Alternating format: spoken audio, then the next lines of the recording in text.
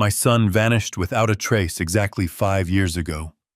I spent every last dime of my life savings, sold my entire construction company, and gave up the home I built with my own two hands just to find him.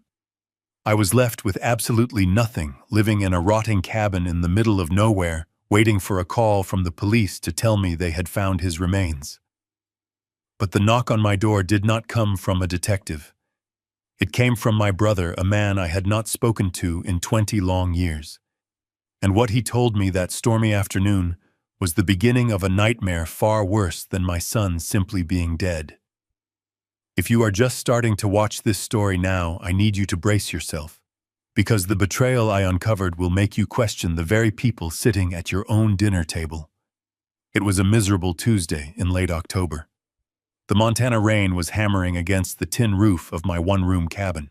I am Thomas, 71 years old, and on that day I was sitting at a splintered wooden table eating cold chicken noodle soup straight from the tin can. The power had been cut off 2 days prior because I could not afford the $40 bill. I sat there in the freezing gloom, listening to the steady drip of a leak over my narrow cot. My bones ached.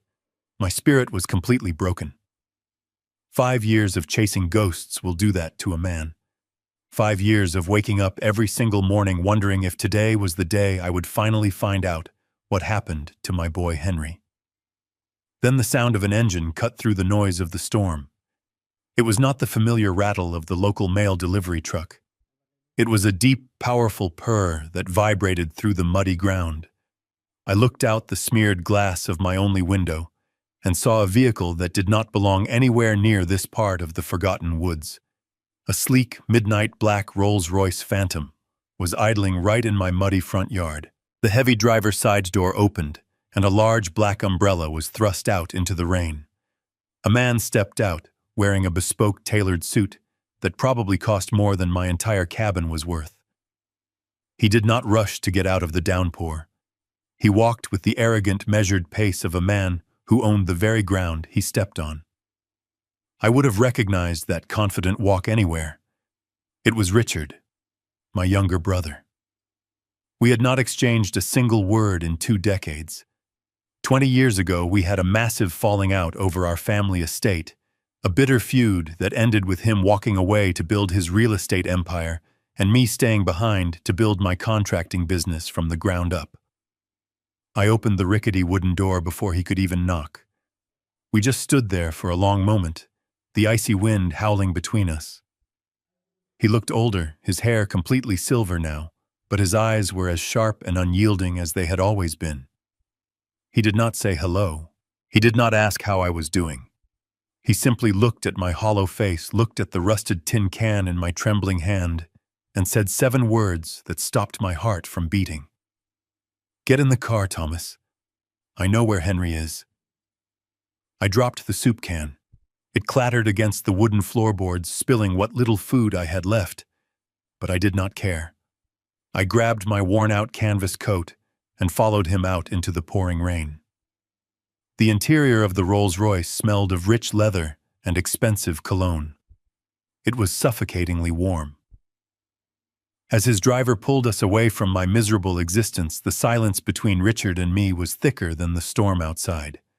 He poured himself a glass of amber liquid from a crystal decanter in the center console, but he offered me nothing. He just stared out the rain-streaked window. I had 1,000 questions screaming in my mind. Is he alive? Is he hurt? Where have you been hiding this information? But my throat was completely sealed shut with terror. For 4 agonizing hours we drove south. The steady rhythm of the windshield wipers was the only sound in that luxurious cabin. And in that heavy silence I was forced to sit alone with my demons. I thought about the terrible day Henry disappeared. He had taken my boat out on the lake for a weekend fishing trip and never came back. The rescue teams found the boat washed ashore, completely abandoned. There was no blood. There was no note. Just empty air. I refused to believe he had drowned in those cold waters. I hired the best private investigators in the state. When the money ran low, I sold my heavy machinery. Then I sold the company name. Then I sold my house, the very house where I raised him, and where his mother had passed away. I poured millions of dollars into dead leads and greedy informants. I bankrupted myself for the absolute love of my son, reducing my entire life to a rotting shack in the woods. And now my estranged billionaire brother had shown up out of thin air, claiming to hold the missing puzzle piece. Before I tell you what happened next, I want to ask you something. Have you ever had someone walk out of your life without a single trace? Have you ever felt the crushing weight of not knowing the truth? If you have ever fought tooth and nail for someone you love, please hit the like button right now. It helps me know that I am not alone in this pain. And tell me in the comments what state you are watching from today. I love seeing where all of you are listening from and what time it is there right now. We crossed the state line into Idaho just as the sun began to set, casting a dark, bloody red glow over the horizon. My chest tightened until it was hard to breathe. My hands were shaking so violently I had to pin them under my thighs to hide my weakness. I was bracing myself to arrive at a local police station. I was preparing my exhausted soul for a county morgue, getting ready to identify a skeleton or a piece of torn clothing. But the luxury car did not exit toward the city center. Instead, we merged onto a winding private coastal highway that hugged the edge of a massive, pristine lake. We approached a set of towering wrought iron security gates. The driver punched in a secure code, and the heavy metal gates swung open silently. We drove up a long, winding driveway lined with perfectly manicured trees and expensive landscape lighting. Finally, the Rolls-Royce came to a smooth stop. I looked out the tinted window, completely bewildered. We were not at a hospital. We were not at a police precinct. We were parked in front of a sprawling $10 million modern lakefront mansion. The architecture was breathtaking, with floor-to-ceiling glass walls glowing warmly in the twilight. I turned to Richard, my voice trembling for the first time in hours. I asked him why we were here. Richard finally turned his head and looked at me, his expression completely unreadable and cold. "Because, Thomas," he replied softly, "this is where your dead son lives." I stumbled out of the Rolls-Royce before the engine even fully shut off. The heavy rain of Montana had been replaced by a crisp, clear Idaho evening, but I could not feel the breeze. My entire body was numb. I pushed past my brother Richard, ignoring the security guard standing by the towering front doors. I did not care if I was trespassing. I did not care if I was going to be arrested. My brother had just told me that my dead son was living inside this $10 million fortress, and my mind simply could not process the cruelty of that statement. I stumbled along the side of the massive stone driveway, following the glow of landscape lights that led toward the back of the estate. As I rounded the corner of the house, the scent of burning charcoal and seasoned meat hit the air. It was such a normal, everyday smell, completely out of place with the storm of panic raging inside my chest. I stepped onto a sprawling terrace paved with imported marble. Beyond it lay a massive infinity pool that seemed to drop right off into the dark, rippling waters of the lake below. Soft jazz music was playing from hidden outdoor speakers, and there, standing by a massive stainless steel outdoor grill, with his back turned to me, was a man.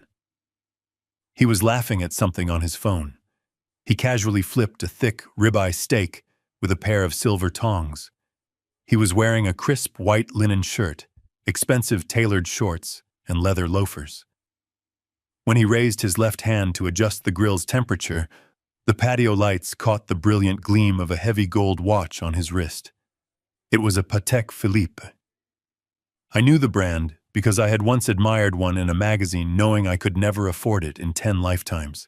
But it was not the watch that made the breath completely leave my lungs. It was the shape of his shoulders, the way he stood, the thick, dark hair that I had washed in the sink when he was a toddler. I tried to speak, but only a dry, broken gasp escaped my throat. The sound was just loud enough to cut through the quiet jazz music. The man froze. He slowly lowered the tongs. He turned around. It was Henry. My son. The boy I had spent 5 years and every last penny of my fortune trying to find. He was not dead. He was not a skeleton at the bottom of a lake. He was not being tortured in some dark basement. He was 38 years old, deeply tanned, radiating perfect health, and living like a king while I was starving in a leaky shack. For a second, the universe just stopped making sense. The patio spun around me. My knees gave out, and I collapsed onto the cold marble floor. I could not breathe. I clutched my chest, feeling my heart hammering against my ribs like a trapped bird. Henry dropped the silver tongs. They hit the stone with a loud clatter. His face drained of all color, turning completely pale in the soft outdoor lighting. "Dad." He whispered the word like he was seeing a ghost. He ran across the patio and dropped to his knees right in front of me. He grabbed my shoulders, his hands warm and strong. I reached out, my trembling fingers touching his face, his hair feeling the solid living reality of him. A profound, agonizing wail tore out of my throat. It was the sound of 5 years of pure, distilled agony finally releasing itself. I pulled him against my chest, sobbing uncontrollably, burying my face in his expensive linen shirt. I did not care about the mansion. I did not care about the watch. My boy was alive. But as the initial shock began to settle, the reality of the situation crashed down on me. I pushed him back just enough to look into his panicked eyes. Why I choked out my voice, ragged and broken. "Why did you leave me? Why did you let me think you were dead?" Henry began to cry. Real heavy tears streamed down his perfectly tanned face. He gripped my hands tightly, shaking his head with a look of absolute desperation. "Dad, you have to listen to me," he pleaded, his voice cracking with emotion. "You have to understand, I had no choice. I did it to save you. I did it to save Rachel." He looked around frantically, as if someone might be watching us from the dark lake. He pulled me closer and began to spin a story that sounded like it came straight out of a nightmare. 5 years ago, while working as a senior portfolio manager at his investment firm, he claimed he had stumbled onto something terrifying. He told me he found a hidden ledger. His firm was not just managing wealthy tech money. They were laundering hundreds of millions of dollars for a ruthless cartel south of the border. I found out too much. Dad Henry whispered, his eyes wide with fear. They knew that I knew. They cornered me in the parking garage one night. They put a gun to my head and showed me pictures. Pictures of you at the construction site. Pictures of Rachel sleeping in our bed. They told me if I went to the police, they would slaughter both of you and make me watch. My blood ran cold. I stared at him, my heart breaking all over again. The only way to keep you alive was to disappear. He continued, his voice trembling. I had to make them think I was gone. So I took the boat out. I staged the accident. I gave up my entire life, my name, my wife, my father, just to make sure those monsters would not come after you. I have been in hiding ever since, living in a gilded cage provided by a private security contact who helped me vanish. I am so sorry, Dad. I am so sorry for the pain I caused you, but I kept you alive. It was a flawless, heartbreaking explanation. It hit every single emotional trigger a father could have. I wept even harder, pulling him back into my arms, asking him to forgive me for ever doubting him. I told him how much I loved him, how I had sold everything to find him, how none of the money mattered as long as he was breathing.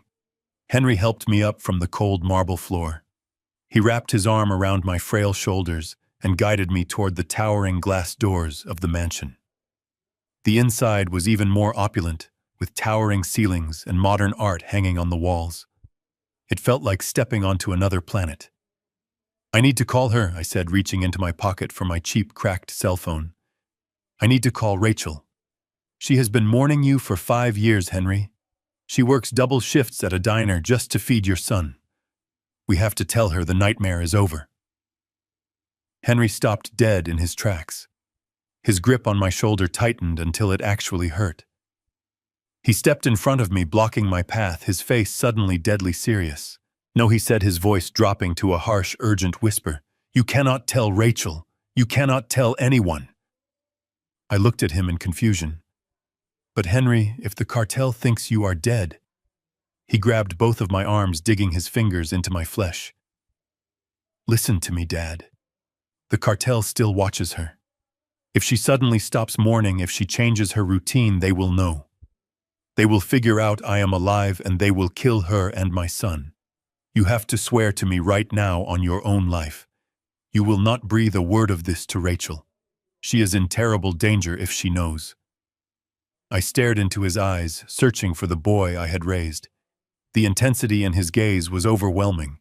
He looked terrified, desperate, like a man balancing on the edge of a razor blade. He shook me gently. "Swear it to me, Dad. Promise me you will let her keep believing I am dead. It is the only way to protect her and my boy. Promise me." My mind was spinning. The sheer exhaustion of the last 5 years, combined with the emotional whiplash of finding him alive, made it impossible to think clearly.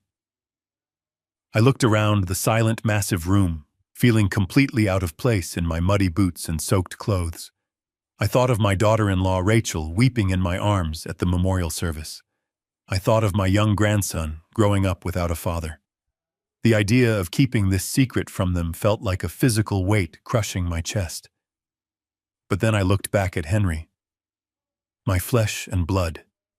He had sacrificed his entire existence, staged his own death, and lived in hiding just to keep us safe from ruthless killers. How could I question him now? How could I risk the lives of my family? Because I could not keep my mouth shut. "I promise," I whispered, my voice breaking.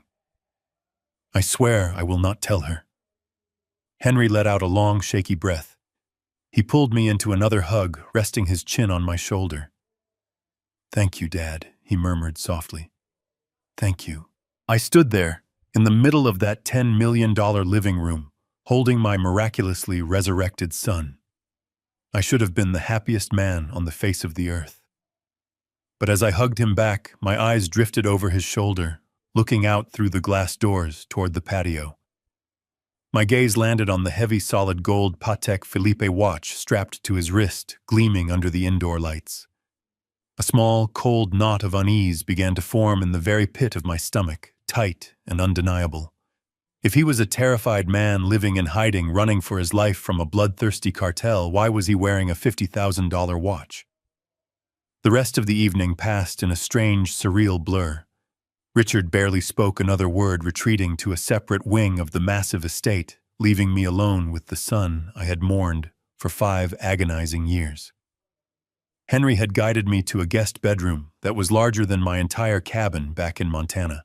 The sheets were made of spun silk, the mattress felt like a cloud, and the temperature was perfectly climate-controlled. But as I lay there in the dark, staring up at the vaulted ceiling, sleep absolutely refused to come. I was exhausted down to my very marrow, yet my mind was racing at 1,000 miles an hour. Every time I closed my eyes, I did not see the face of a terrified man hiding from a ruthless cartel.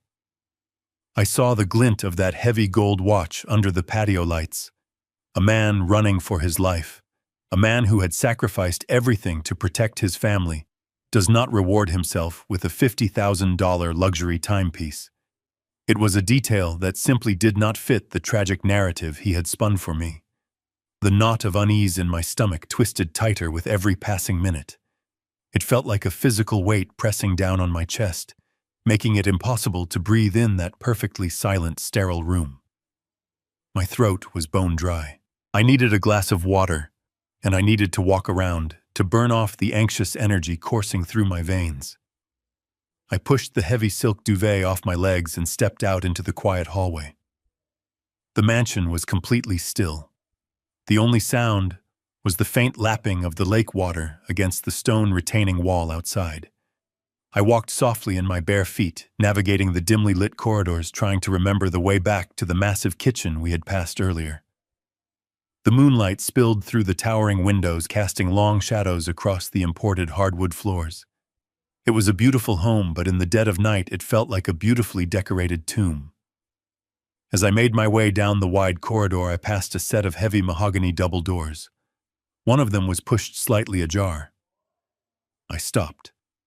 Through the narrow gap I could see the sleek interior of a lavish home office. There was a massive desk carved from dark wood surrounded by walls lined with custom-built bookshelves. I told myself to keep walking, to just go get my water and return to bed. But the nagging intuition of a father, the gut feeling that something was terribly wrong, anchored my feet to the floor. I gently pushed the heavy wooden door open a few more inches and slipped inside. I do not know what I was looking for. Perhaps some piece of evidence that would prove his cartel story was true. I took a step deeper into the dark room, my eyes adjusting to the shadows. But in my distraction, my foot caught the edge of a thick Persian rug. I stumbled forward, my arms flailing, and my knee slammed hard into a heavy metal trash bin beside the desk. The bin tipped over with a loud metallic crash that echoed like a gunshot in the silent house. I froze instantly, my heart leaping into my throat. I held my breath, listening for the sound of footsteps upstairs, praying I had not woken Henry or Richard. The mansion remained perfectly quiet. Letting out a slow, shaky exhale, I dropped to my hands and knees to clean up the mess before anyone could notice. A pile of discarded papers, crumpled envelopes, and glossy magazines had spilled out onto the rug. I began gathering them up in the dim moonlight. My hands were shaking. As I picked up a crumpled ball of thick paper, my thumb brushed against something printed on the top. I flattened it out on my knee, squinting in the low light. It was a banking document, specifically a wire transfer receipt from an offshore account. The numbers printed on the page made my vision blur. $25,000. I read the amount again, thinking my tired eyes were playing tricks. But it was not a one-time transaction. The document clearly stated that this was an automated recurring weekly transfer. $100,000 a month was being funneled out of this account. My mind raced back to the cartel story. Was he paying them off? Was this extortion money to keep us safe? I traced my calloused finger down the page to the recipient section, desperate for answers. The name printed there was not a shadowy shell corporation. It was not an anonymous numbered account. It was a name I recognized instantly. A name that made the blood in my veins turn to absolute ice. The recipient was listed as Rachel Higgins. Higgins was my daughter-in-law's maiden name.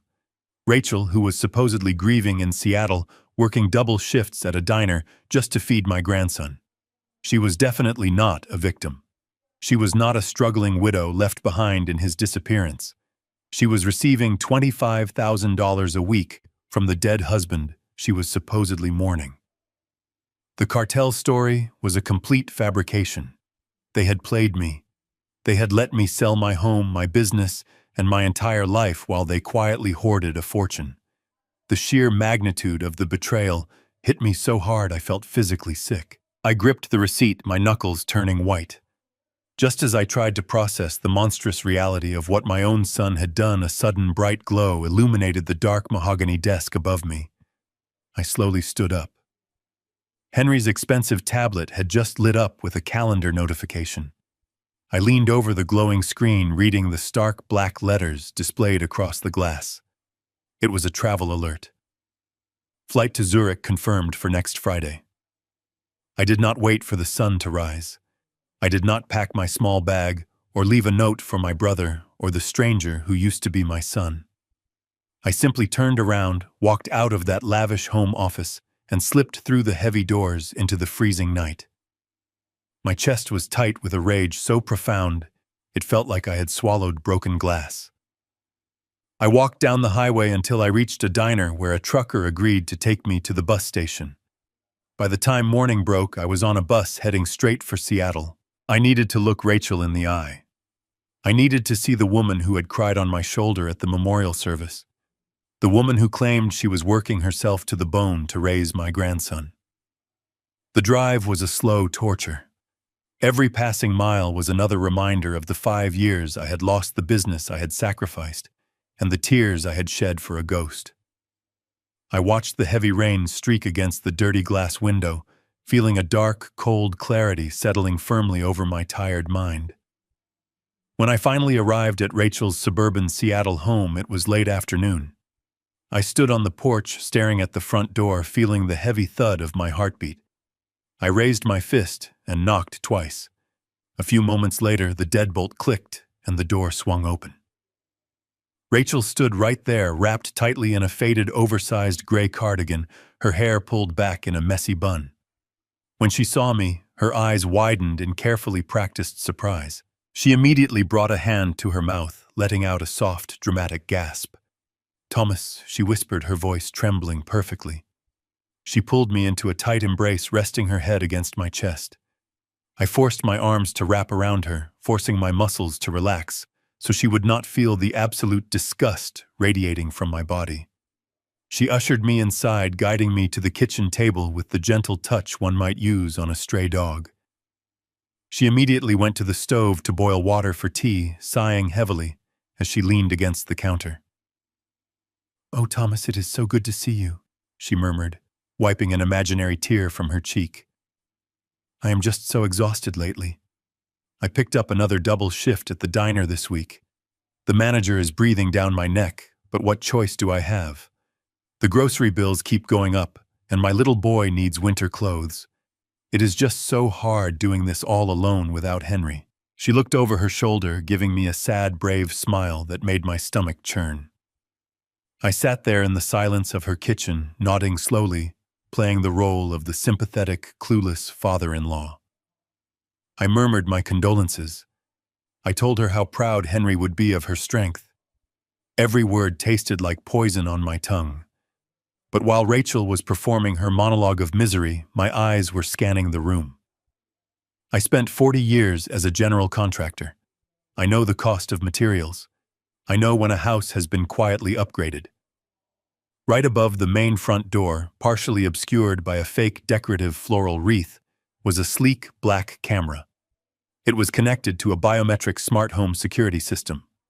I had installed the exact same luxury model before my company went completely under. That system alone cost $15,000 to purchase and thousands more to wire correctly. A diner waitress working double shifts to buy winter clothes does not drop 15 grand on biometric security. I looked down at the hallway runner rug. Kicked casually into the corner was a pair of pristine black leather high heels. They had distinctive red soles and gold clasps. Jimmy Choo, a brand new pair that cost more than my monthly food budget back in Montana. Then I noticed her heavy winter coat draped over the back of the dining chair right next to me. As I leaned closer, pretending to inspect a picture frame on the wall, a distinct scent drifted up from the fabric. It was not the smell of cheap diner grease. It was the sharp, musky scent of sandalwood and bergamot. It was a bespoke, incredibly expensive men's cologne. It was the exact same cologne Henry had been wearing last night when he hugged me on that marble patio in Idaho. The sickening reality of their arrangement locked into place. She was not a grieving widow. She was a frequent visitor to that mansion. They were laughing at me together while collecting $100,000 a month. My rough hands began to uncontrollably shake with pure anger, but I quickly and carefully folded them quietly right in my lap. Rachel poured the steaming water into 2 ceramic mugs and carried them over to the table. She set one down in front of me with a weary sigh. "I am going to go upstairs and wake the boy from his nap," she said softly. "He will be so thrilled his grandpa is here. Just drink your tea and rest, Thomas. You look so tired." She turned and walked up the carpeted stairs, leaving her cell phone resting face up on the polished granite kitchen island. I sat perfectly still, listening to the soft thud of her footsteps retreating to the second floor. The house fell silent. Then a sudden vibration rattled against the granite. The screen of her phone lit up, glowing brightly in the dim kitchen. I stood up slowly, stepping quietly across the linoleum floor.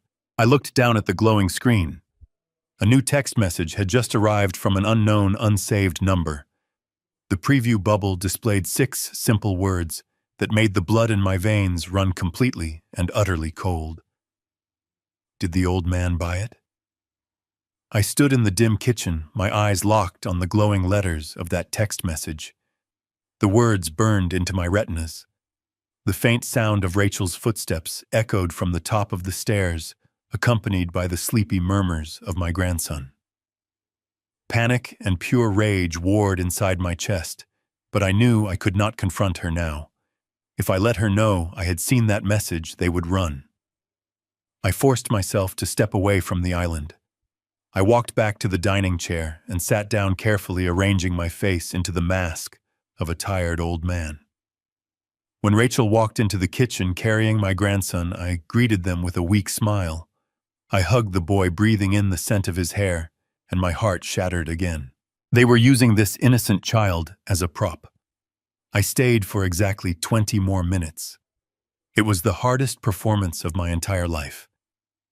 I sipped the bitter tea, nodded sympathetically, as Rachel complained about her fictional financial struggles and told her what a wonderful mother she was. Finally, I feigned a coughing fit, placing a hand over my chest, and told her I was simply too exhausted to stay longer. I promised to return later in the week. Rachel walked me to the front door, offering just one last theatrical embrace. I walked down the concrete driveway, feeling her eyes on my back, until the heavy door clicked shut. I marched down the sidewalk until her house was out of sight. The moment I was safely alone, the facade violently crumbled. I ducked into an empty alleyway and collapsed against the cold brick wall. My legs simply gave out. I pressed my hands against my face, gasping for air as a fresh wave of agony washed over me. I had spent 5 years grieving a boy who did not exist. I had sold my construction empire and starved myself in a freezing cabin while my son and his wife were laughing at my misery. I slammed my fist into the brick wall, the sharp pain grounding me, reminding me this was real. The tears stopped flowing, replaced by a cold resolve. They thought I was just a clueless old man. They were terribly wrong. I reached into my coat pocket and pulled out my cracked cell phone. My hands were finally steady. I scrolled through my sparse contacts and pressed the call button for the man I never thought I would ask for help again. The line rang twice before he answered. He did not say hello. He just waited.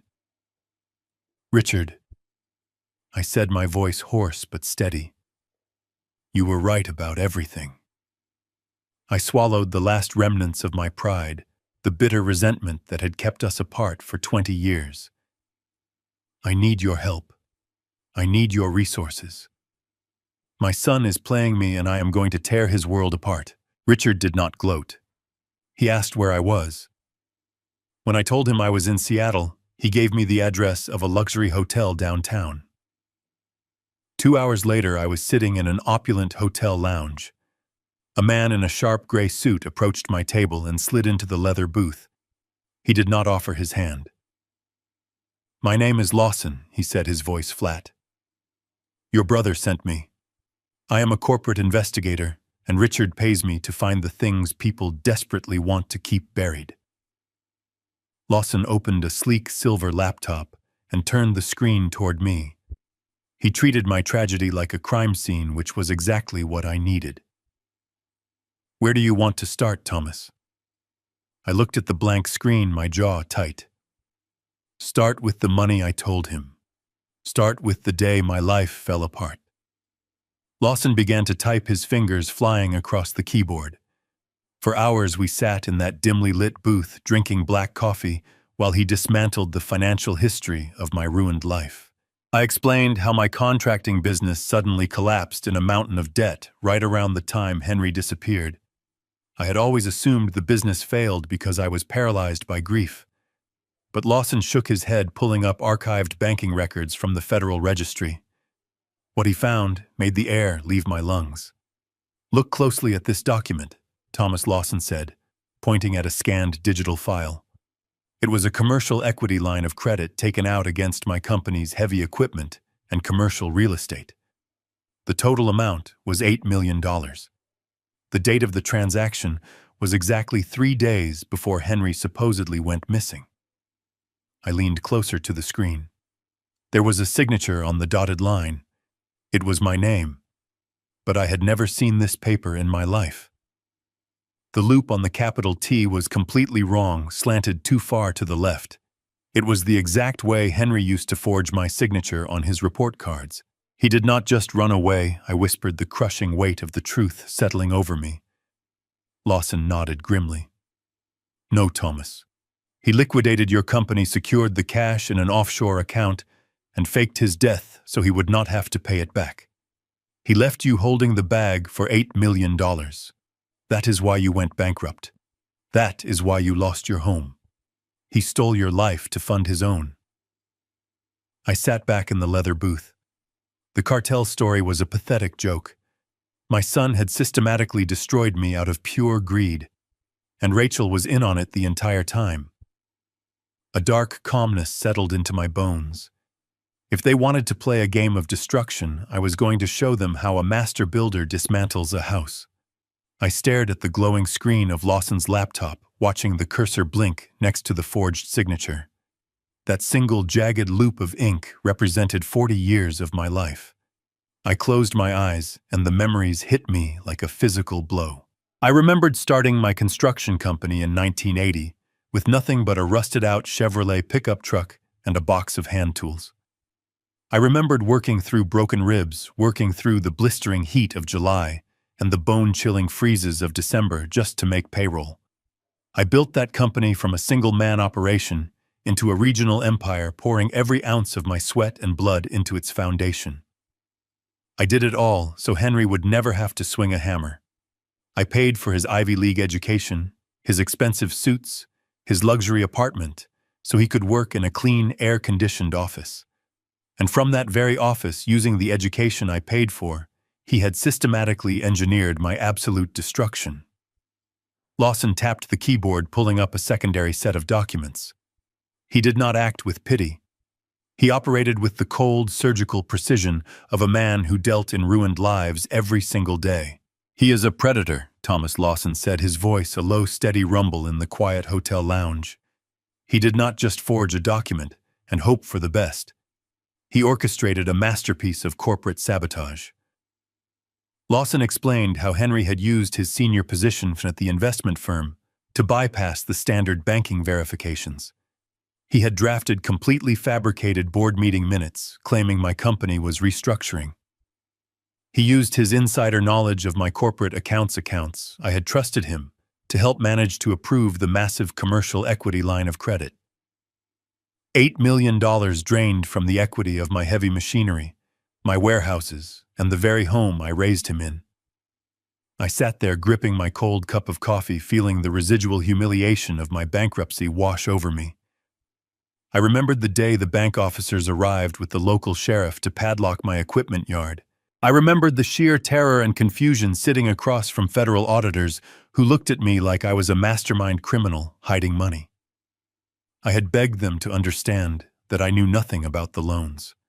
I had wept in the courtroom, humiliated in front of my employees and peers, believing my grief over my missing son had somehow caused me to neglect my own business. I had blamed myself. For 5 excruciating years, I carried the guilt of losing the family legacy, while the true architect of my ruin was living in a $10 million mansion on a pristine lake wearing a $50,000 watch. Richard slid into the booth next to Lawson.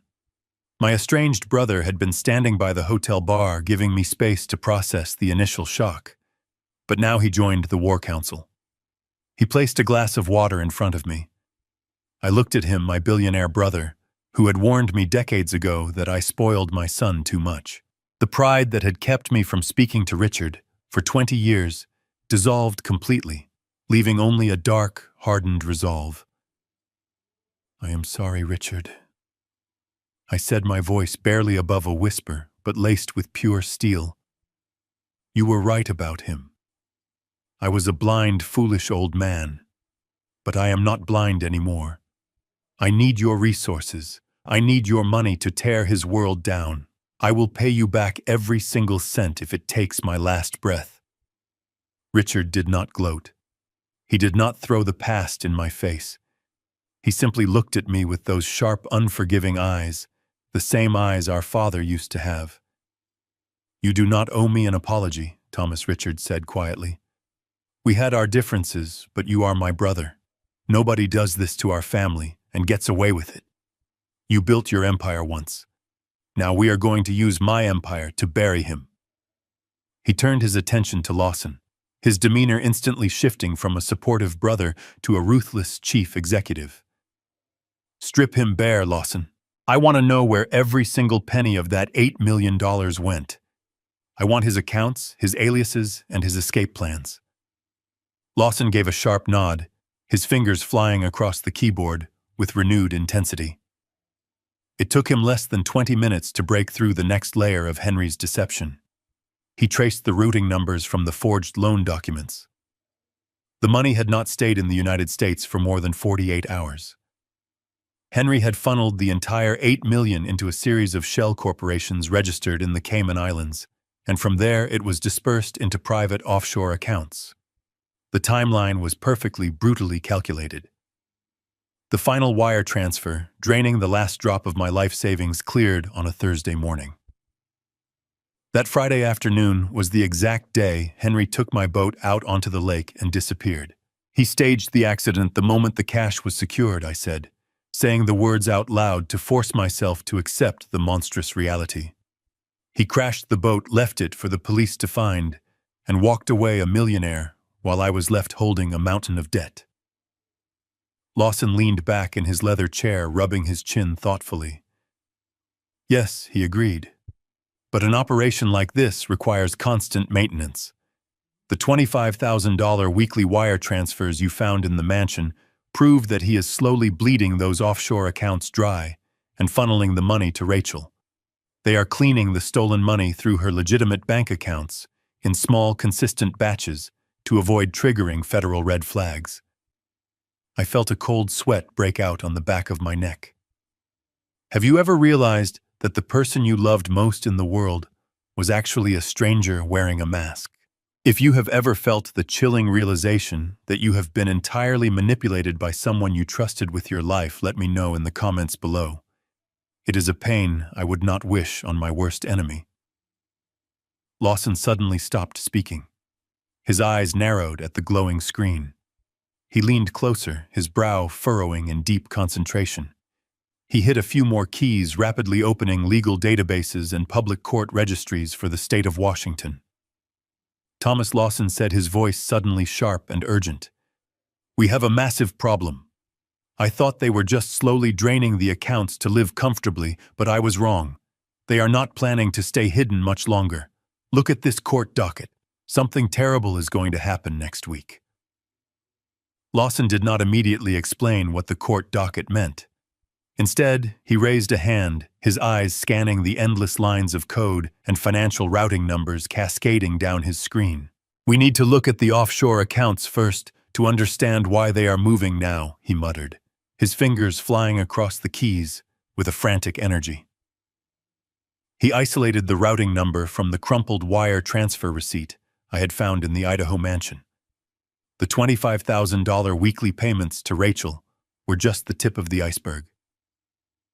Lawson initiated a deep dive protocol utilizing proprietary software that bypassed the standard banking firewalls of the Cayman Islands shell companies. I sat there in the heavy silence of the hotel lounge, watching the dark screen illuminate with the undeniable proof of my son's monstrous greed. The primary holding account materialized on the screen. It was registered to a holding corporation out of Panama, but the ultimate beneficiary was listed under an alias Lawson easily traced back to Henry. The transaction history painted a sickening picture of a man living like an absolute emperor while his father starved. Lawson pulled up the property deed for the $10 million lakefront mansion in Idaho. It was purchased in cash, entirely funded by the money Henry had stolen from my life's work. There were receipts for luxury sports cars, private yacht charters in the Mediterranean, and high-end jewelry purchases, including the $50,000 Patek Philippe watch I had seen gleaming on his wrist. I stared at the screen, my chest tightening, with a physical pain that threatened to suffocate me. I thought about the winter I spent without heat, wrapping myself in 3 layers of thrift store blankets, just to keep from freezing to death.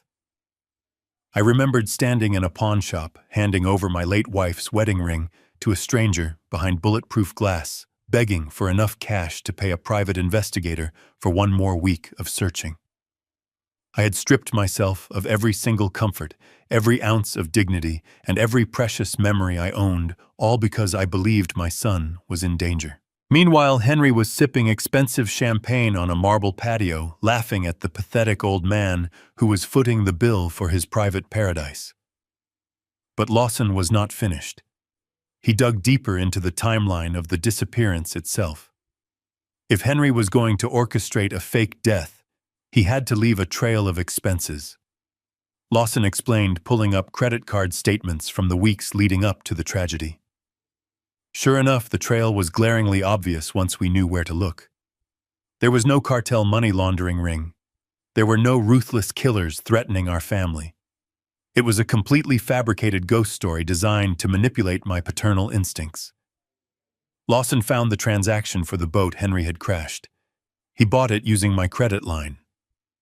Lawson also uncovered a wire transfer to a shady maritime salvage crew paid to deliberately damage the hull and leave it drifting in the lake. He found the receipt for a private charter flight, booked under a fake passport, departing a rural airstrip just hours after the boat was abandoned. Henry had flown to a luxury resort in Mexico to wait out the initial media frenzy before quietly relocating to Idaho.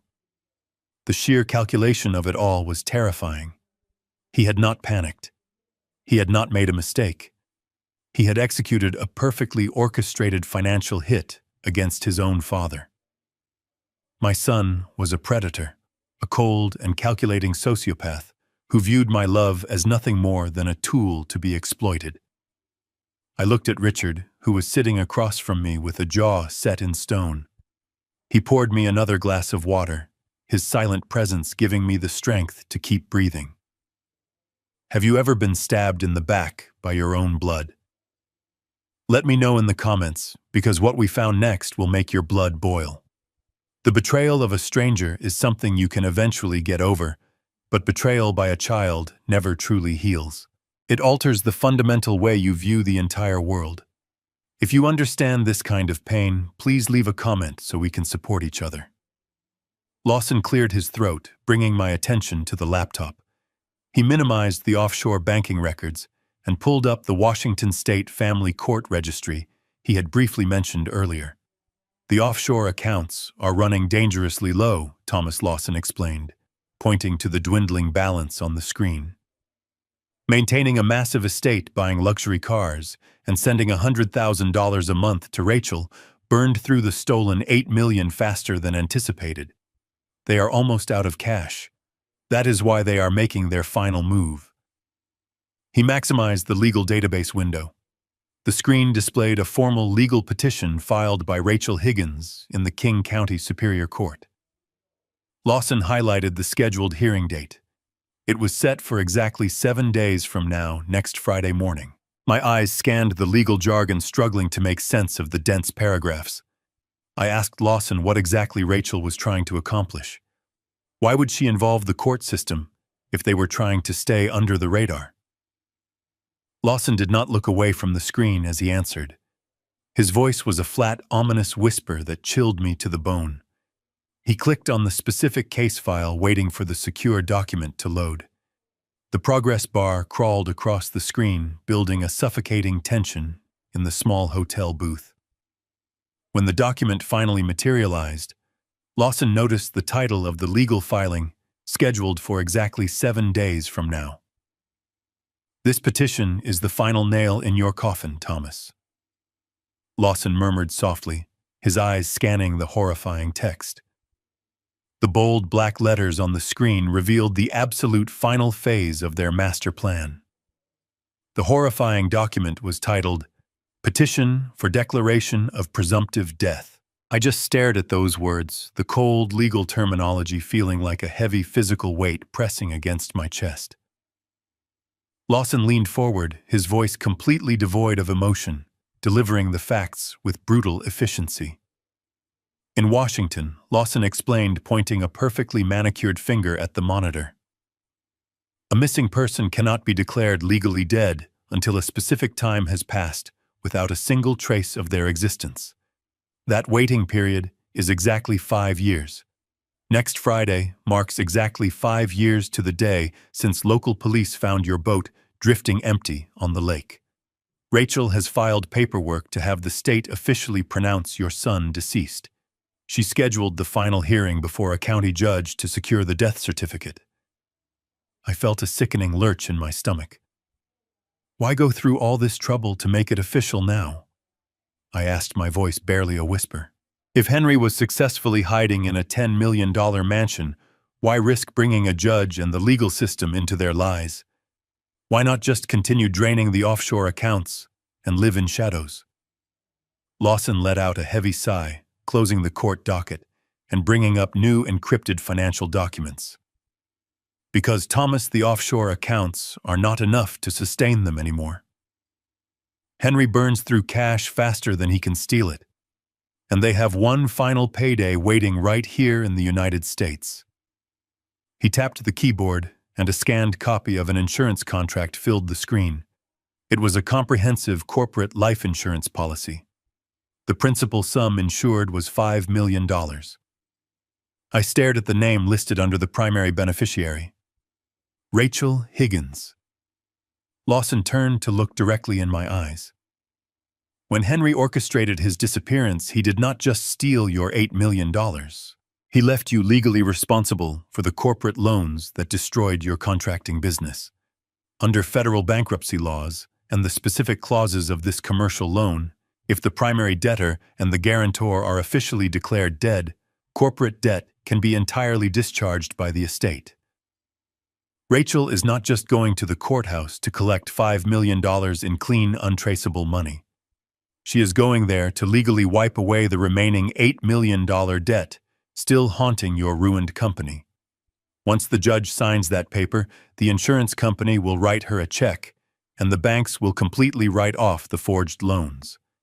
They will be free and clear, completely absolved of the financial crater they left behind.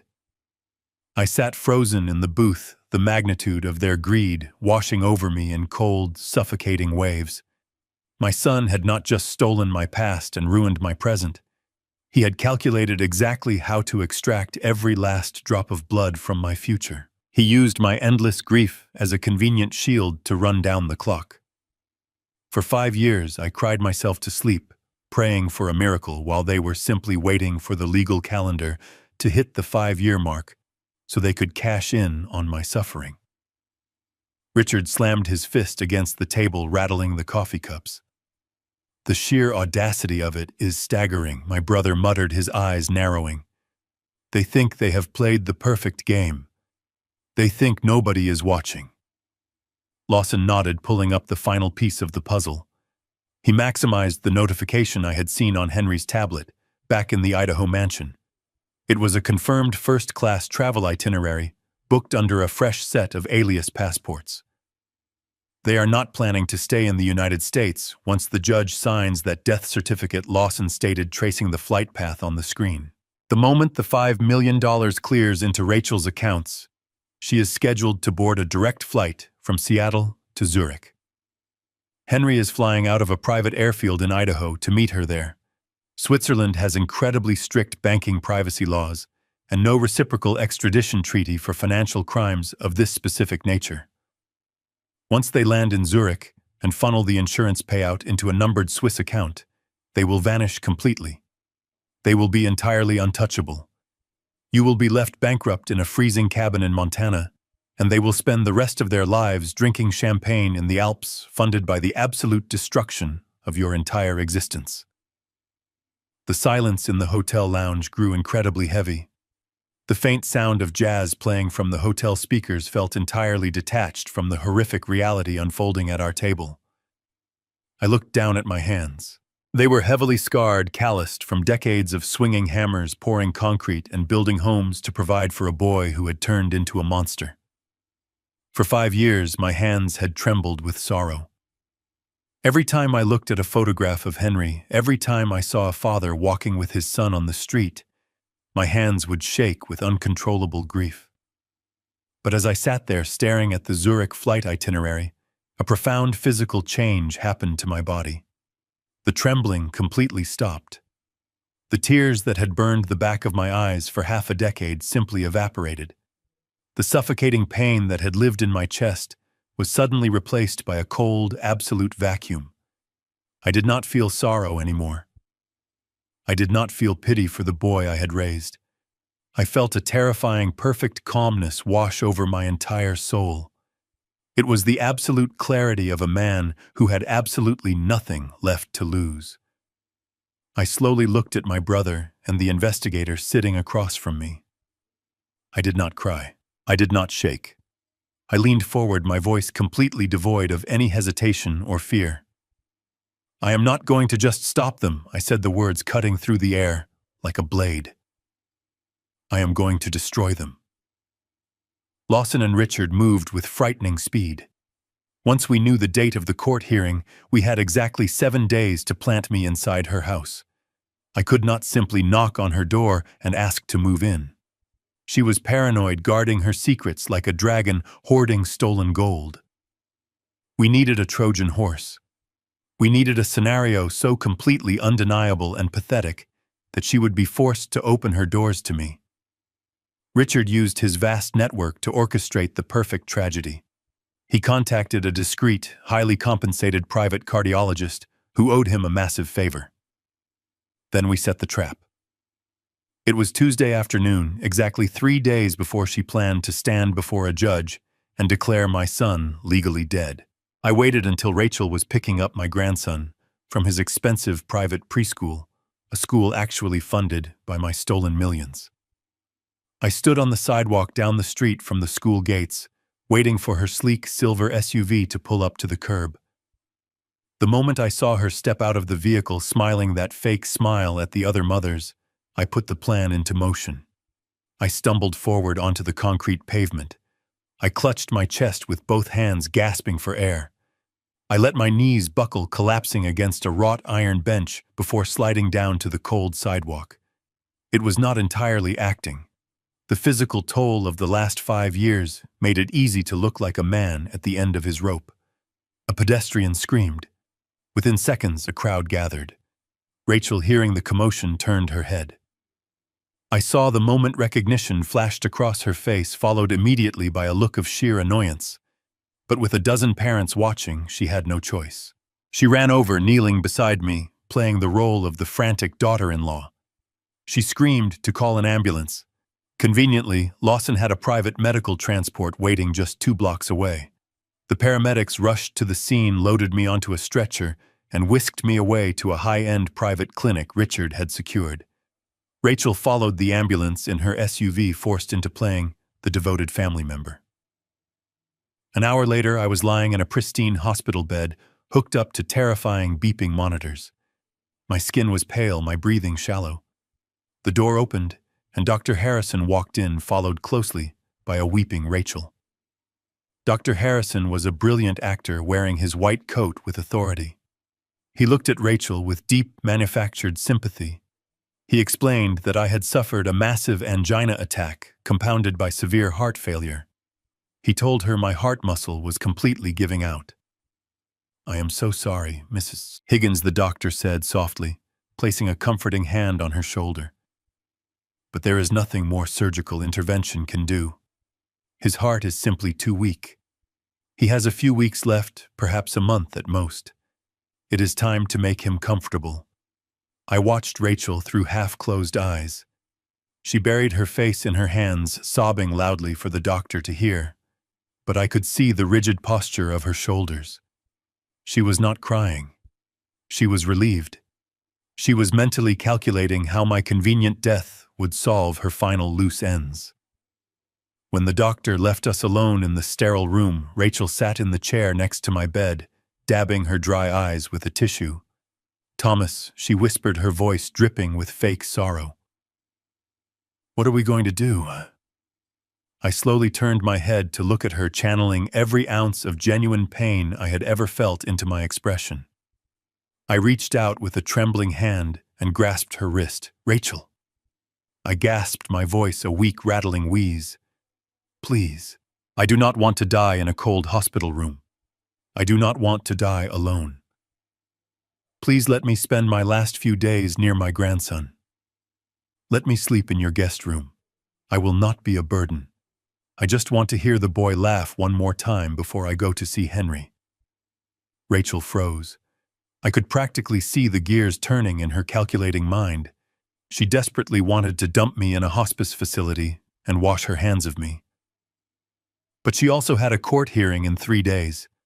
She was going to stand before a superior court judge and ask for a massive financial payout based on her tragic, sympathetic situation.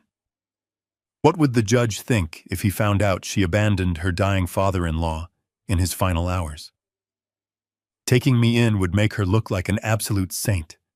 It was the ultimate bulletproof alibi for her character. She squeezed my hand, offering me a gentle, angelic smile. "Oh, Thomas, of course," she murmured sweetly. "You are family. You will come home with me. I will take care of you. You can spend all the time you want with your grandson. We will make your final days beautiful." I closed my eyes, letting a single genuine tear slip down my cheek. "Thank you, Rachel," I whispered. "You are an angel." 3 hours later, a private medical transport van pulled into her driveway. They wheeled me through her expensive front doors and settled me into the luxurious first-floor guest bedroom. Rachel fluffed my pillows, brought me a glass of iced water, and quietly shut the heavy mahogany door behind her, leaving me alone in the dim room. The moment the latch clicked into place, the facade completely vanished. I sat up in the bed. My breathing leveled out. The trembling in my hands vanished, replaced by a cold, surgical steadiness. I was no longer a dying, pathetic old man. I was inside the walls of her fortress. The Trojan horse had breached the gates, and the destruction of her perfect stolen life was about to begin. I waited in the dark until the digital clock on the bedside table flashed 2 in the morning. The house was completely silent, wrapped in the heavy dark stillness that only comes in the deepest part of the night. My chest rose and fell in a slow, controlled rhythm. I threw off the luxurious duvet and swung my legs over the side of the bed. I did not need a cane. My heart was not failing. The weakness I had displayed hours earlier evaporated, replaced by the precise, calculated focus of a man on a mission. I slipped out of the guest room, my bare feet making absolutely no sound on the imported hardwood floors. My first obstacle was the biometric smart home security system Rachel had installed to keep the world out. It was a sophisticated piece of technology, complete with motion sensors and infrared cameras covering the main living areas. A normal intruder would have triggered an alarm the moment they stepped into the hallway. But Rachel had forgotten one crucial detail. I was the general contractor who had built this house. I poured the foundation. I framed the walls. I personally ran the electrical wiring through the bones of this building before the drywall ever went up. I knew exactly where the main junction boxes were hidden. I quietly stepped into the utility closet, opened the secondary service panel, and bypassed the low-voltage relay that powered the interior motion sensors. I did it blindly, relying purely on muscle memory. The red indicator light above the hallway camera blinked off. I was officially invisible. I moved silently into the main living room, navigating the shadows until I reached the closed doors of Rachel's home office. I turned the handle, slowly wincing at the faint click, and pushed the door open. The room smelled of her expensive perfume and new paper. I pulled a small black velvet pouch from my pajama pocket. Lawson had given me 3 micro-audio transmitters. They were military-grade, smaller than a dime, and capable of picking up a whisper from 20 feet away. I knelt beneath her oak desk, running my hands along the underside until I found a hollow gap. I peeled the adhesive backing off the first transmitter and pressed it firmly into the wood. The tiny device vanished into the shadows. Next, I crept back out into the hallway, where Rachel had carelessly tossed her luxury handbag onto a decorative console table. It was the same designer bag she had carried to the hospital earlier. I carefully unclasped the gold latch, slipping the second transmitter deep into the lining of the innermost zipper pocket. Wherever she went, whatever she said to my son Lawson and I would hear every single syllable. The final task was the most dangerous. I returned to the home office and approached her sleek silver laptop resting on the desk. The screen was dark, but a small light pulsed near the hinge indicating it was in sleep mode. I pulled out a specialized USB drive Lawson had configured for me. It was designed to completely bypass passwords and silently clone the entire hard drive in a matter of minutes. I took a deep breath, inserted the drive into the side port, and watched as the screen briefly flickered to life. A dark gray progress bar appeared slowly crawling across the screen. The silence in the room was agonizing. Every second felt like an hour. I stood perfectly still watching the digital percentage climb. 10%. 30%. I thought about the files being copied right now. The fake financial records, the emails to offshore accounts, the digital footprints of their betrayal. This small piece of plastic was going to be the weapon that destroyed them. 50%. The wind howled outside, rattling the windows and making my heart skip a beat. I wiped a drop of cold sweat from my forehead. 70%. I just needed 2 more minutes. Suddenly, the progress bar stalled at 89%. I leaned closer, my hands gripping the edge of the desk, silently willing the machine to move faster. After 10 agonizing seconds, the bar jumped to 100%. The screen went dark again. I quickly pulled the USB drive free and slipped it safely back into my pocket. The evidence was secured. But just as I turned to leave the office, a sound tore through the quiet house. It was a sharp, distinct creak from the floorboards upstairs. I froze, every muscle in my body locking tight. Then the unmistakable sound of a bedroom door opening echoed down the wooden staircase. Someone was coming down. It was Rachel. Panic surged through my veins. I could not make it back to the guest room in time. I was caught in the middle of the hallway. I frantically looked around for cover. To my left, tucked beneath the curve of the grand staircase, was a narrow coat closet. I lunged for the handle, pulled the door open, and slipped inside just as the soft thud of footsteps reached the bottom stair. I carefully pulled the door shut, leaving only a microscopic crack to see through. The closet was pitch black and smelled heavily of winter coats. I pressed my back against the wall, holding my breath until my lungs burned. Through the tiny crack, I saw Rachel walk into the hallway. She was wearing a silk robe, her face illuminated by the pale moonlight streaming through the windows. She looked annoyed, running a hand through her hair. She walked right past my hiding spot. She was so close I could hear the soft rustle of her robe and smell the lingering scent of her expensive lotion. My heart hammered against my ribs so loud I was terrified she would hear it. She did not look toward the closet. She simply walked into the kitchen, opened the refrigerator, and slowly poured herself a large, chilled glass of white wine. I watched through this narrow sliver of the closet door as Rachel took a long, slow sip of her wine. The glass caught the moonlight, casting a faint glow across her relaxed features. She did not look like a woman mourning a lost husband. She looked like a woman celebrating a victory. She stood in the kitchen for what felt like an eternity, occasionally checking her phone and smiling at the screen. My legs began to cramp from standing perfectly still, but I forced my muscles to hold tight. I breathed in shallow, silent gasps, praying the floorboards would not betray me. Finally, she rinsed the glass in the sink, pulled her silk robe tighter around her shoulders, and walked back toward the stairs.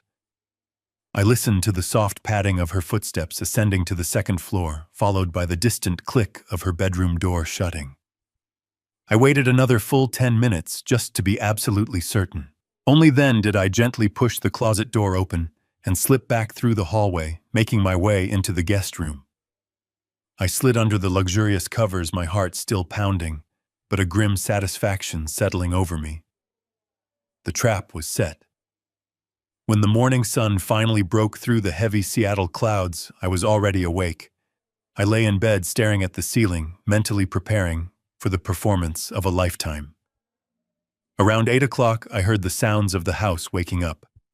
I let out a loud rattling cough, making sure it echoed through the walls. A few minutes later, Rachel knocked softly and opened the door. She carried a tray with a bowl of oatmeal and a cup of green tea, wearing a perfectly rehearsed expression of deep concern. "Good morning, Thomas," she cooed gently, setting the tray on the nightstand. "Did you sleep at all?" I gave her a weak, trembling smile. "Not much, my dear," I wheezed, placing a hand over my chest. "I think I need some fresh air. It feels a bit stuffy in here." Rachel nodded sympathetically, helping me put on my robe and guiding me out to the back porch. She settled me into a plush wicker chair overlooking her manicured lawn. "I will be inside working if you need anything," she promised, patting my shoulder before going back inside. The moment the sliding glass door shut behind her, my frail posture vanished. I reached into the pocket of my robe and pulled out a small, flesh-colored earpiece Lawson had provided. I slipped it securely into my right ear, adjusting the volume dial on the tiny receiver hidden in my palm. The device emitted a soft, static hum, followed instantly by the crystal-clear sound of Rachel walking through the house.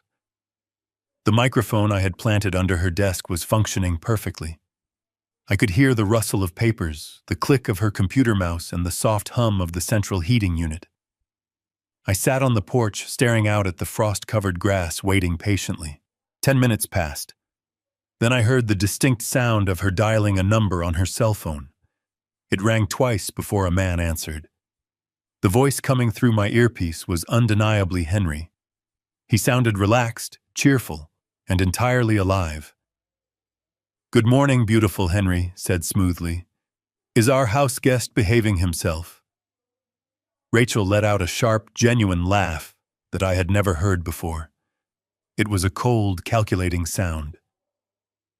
"Oh, he is a perfect nightmare," she replied, her voice dripping with absolute contempt. "The old man is coughing his lungs out downstairs. I had to bring him oatmeal like a nursemaid. It is repulsive." Henry chuckled softly. "Just bear with it, baby. Just play dead for 4 more days. Once the judge signs the certificate on Friday and the 5 million clears into the account, we are done with him." "What is the plan for the relic anyway?" Rachel sighed, the sound of her typing echoing through the earpiece. "I found a state facility on the edge of town," she stated flatly. "The moment the money drops, we dump him there. It is cheap depressing, and they ask 0 questions. Then we board the flight to Zurich and never look back." Henry laughed out loud through the phone, a deep, cruel sound that vibrated directly into my ear. "Do not worry about him catching on," Henry sneered. "He is too stupid to notice anyway." The line went dead. The silence returned to the earpiece, but those words echoed over and over in my mind. He is too stupid to notice anyway. I slowly lowered my hands to my lap, turning them over in the bright morning light. I looked at the deep, rough calluses covering my palms. I looked at the thick, jagged scar running across my left thumb, a permanent reminder of a table saw accident I endured 20 years ago. I refused to take a single day off to heal because I desperately needed the money to pay for Henry's expensive private school tuition. These hands had swung heavy hammers until my fingers bled. These hands had hauled damp lumber through the freezing rain, mixed heavy concrete, until my back felt like it would literally snap in half, and built a massive empire from the dirt up. I did all of this to ensure my son would never know a single day of struggle or hardship. I gave him a beautiful life of immense privilege built entirely on the systematic destruction of my own body. And my ultimate reward was being called a stupid relic destined to be dumped in a dirty state facility to die completely alone. The last remaining fragment of a father's unconditional love quietly evaporated from my tired soul. The profound, suffocating pain of his absolute betrayal hardened instantly, crystallizing into something entirely different and unbreakable. The pain turned into absolute steel. I was going to crush them all without mercy. The rest of the afternoon passed in a tense, suffocating blur. I stayed out on the back porch, wrapped in a thick wool blanket, pretending to sleep while my mind meticulously reviewed every single piece of evidence Lawson and I had gathered. When the sun finally dipped below the Seattle skyline, casting long gray shadows across the perfectly manicured lawn, Rachel slid the heavy glass door open. She told me dinner was ready. I leaned heavily on the armrests, forcing my legs to tremble as I stood up. I shuffled slowly into the dining room, my posture hunched, playing the absolute role of a man whose body was entirely giving out. The dining table was set perfectly, with expensive porcelain plates and polished silver. My young grandson was sitting in his high chair, babbling happily, completely oblivious to the monstrous deception surrounding his entire existence. Rachel walked out of the kitchen and placed a steaming full bowl of rich tomato soup directly in front of me. This was the moment for psychological warfare. I picked up the heavy silver spoon, ensuring my hand shook violently. I scooped up a large portion of the red liquid, bringing it halfway to my mouth, before intentionally letting my wrist completely give way. The spoon clattered loudly against the edge of the ceramic bowl. The hot red soup splashed heavily across the front of my white undershirt and the pristine beige tablecloth. I let out a pathetic, trembling gasp, immediately dropping my hands to my lap. "Oh, I am so sorry," I stammered, my voice cracking perfectly. "My hands, they just will not stop shaking. I am so clumsy, Rachel. Please forgive me." For a fraction of a second, the mask of the grieving, devoted daughter-in-law completely shattered. I watched her eyes narrow into sharp slits of pure, unadulterated disgust. Her upper lip curled back, exposing her teeth, and she let out a sharp, exasperated breath that sounded exactly like a snake hissing. She looked at the red stain on her expensive tablecloth, as if it were an infectious disease. She looked at me not as a human being, but as a disgusting burden that was ruining her perfect aesthetic. But then, remembering her role, she forced a tight, entirely fake smile onto her face. The transition was terrifying to witness. "It is fine, Thomas," she said, her voice strained and clipped. "Let me get a towel. Do not try to clean it yourself." I sat there wiping my chin with a linen napkin, apologizing profusely. Inside, I was perfectly calm. Every time she looked at me with that hidden contempt, she was unknowingly digging her own grave a little deeper. We finished the rest of the meal in a suffocating silence. After she cleared the plates and put my grandson to bed, she poured herself a large glass of iced water and sat back down at the table, checking her phone. I knew exactly what she was looking at. She was counting down the hours until Friday morning. I decided to give the knife one final twist. "Rachel," I said softly, my voice weak and raspy, "I know Friday is going to be a terrible day for you. Standing in front of that judge, making it official. It breaks my heart that you have to go through this absolute tragedy alone." She locked her phone and looked at me, her eyes completely devoid of warmth. "It has to be done, Thomas. For closure. So we can finally move on." I nodded slowly, staring down at my ruined, stained shirt. "I understand, my dear. What will you wear for such a difficult occasion?" Rachel stood up from the table, taking her water glass to the sink. She did not even turn around to look at me when she answered. She just smiled sweetly to the empty kitchen window. "Black, Thomas. For mourning." That night, I did not wait for the clock to strike 2 in the morning. I waited just long enough for the house to settle into a deep, heavy sleep. I bypassed the biometric security system with the exact same quiet precision I had used the night before, slipping past the cameras without leaving a single digital trace. I eased the heavy front door open, pulling my dark coat collar up against the biting Seattle chill. I walked down the dark suburban street, keeping to the shadows of the massive oak trees, until I reached the dimly lit parking lot of a closed grocery store 3 blocks away.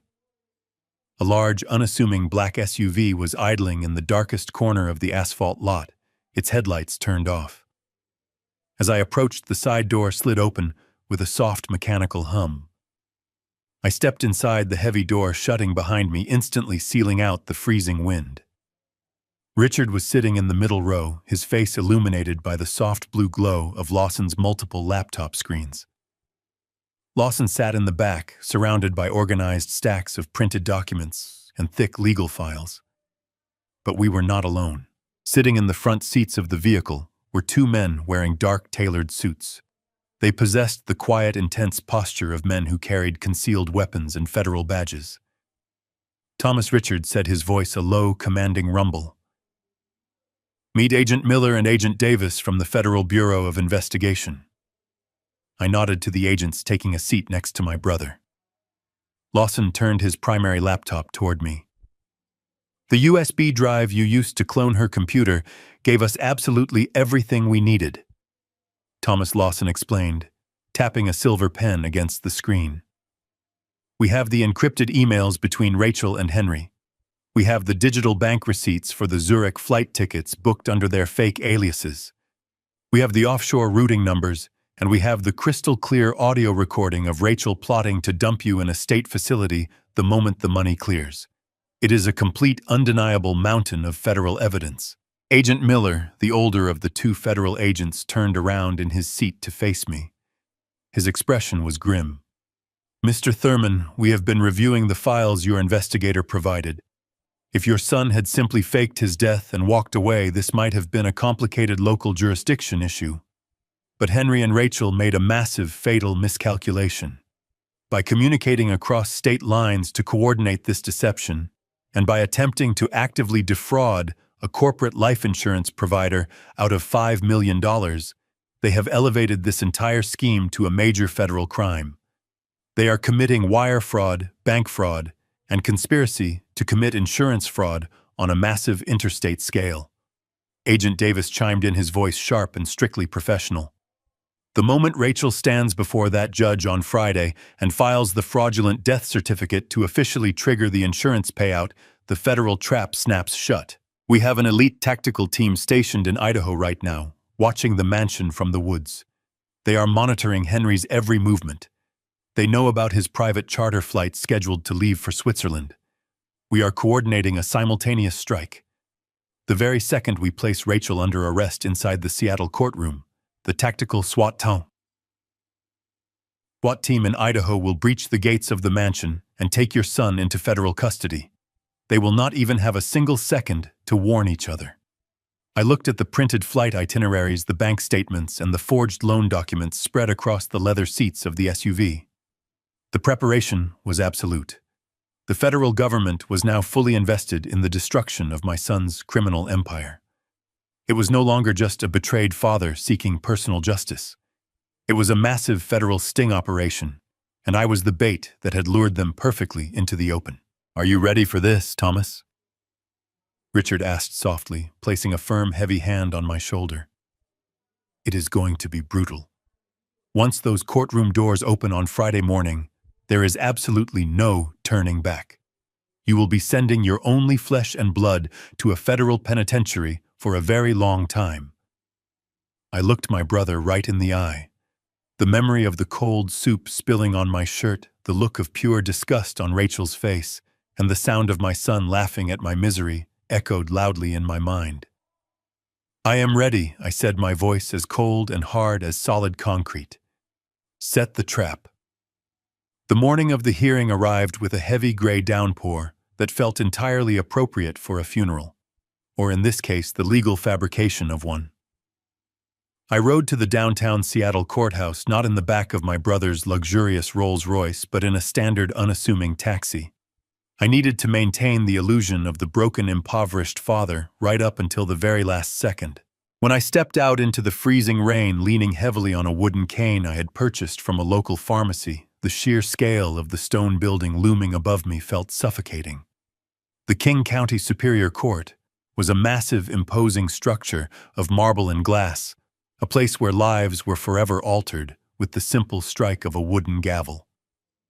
I slowly made my way up the wide concrete steps, forcing my hands to tremble, playing the role of the frail old man who was about to officially lose his only son to the permanent records of the state. I pushed through the heavy wooden double doors of courtroom 4B, just as the clerk was calling the docket to order. The room was sparsely populated, mostly filled with bored legal assistants and families waiting for their own tragedies to be processed. I shuffled down the center aisle, my cane clicking softly against the polished hardwood floor, and took a seat in the very last row. I slumped forward, resting my chin on my hands, my posture projecting absolute defeat. Up at the petitioner's table sat Rachel. She was a vision of perfectly calculated mourning. She wore a tailored, elegant black dress that managed to look both conservative and incredibly expensive. A delicate black silk scarf was draped over her shoulders, and her dark hair was pulled back into a neat, respectful clasp. She sat next to her highly paid attorney, her head bowed slightly, dabbing the corners of her dry eyes with a pristine white tissue. The bailiff announced the arrival of the judge, and the room rose to its feet. I pushed myself up with agonizing slowness, letting out a soft, strained groan for the benefit of anyone listening. Judge Harold Bennett took his seat at the elevated mahogany bench. He was an older man with stern eyes and a thick gray mustache, a man who had likely presided over hundreds of these tragic missing persons cases. He adjusted his reading glasses and looked down at the thick file resting in front of him. "We are here today to review the petition for the declaration of presumptive death concerning Henry Thurman." The judge announced, his deep voice echoing through the quiet, solemn courtroom. "The petitioner is the spouse of the missing individual, Mrs. Rachel Higgins. Counsel, you may proceed with your opening statement." Rachel's attorney stood up, offering a brief, somber summary of the legal timeline.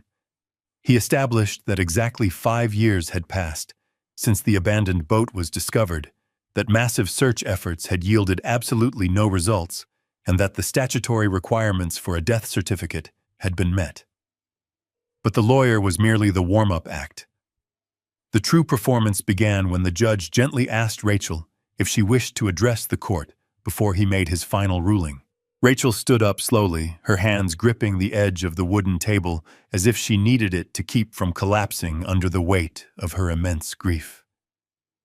"Your Honor," Rachel began, her voice trembling with the precise amount of vulnerability required to break a sympathetic heart.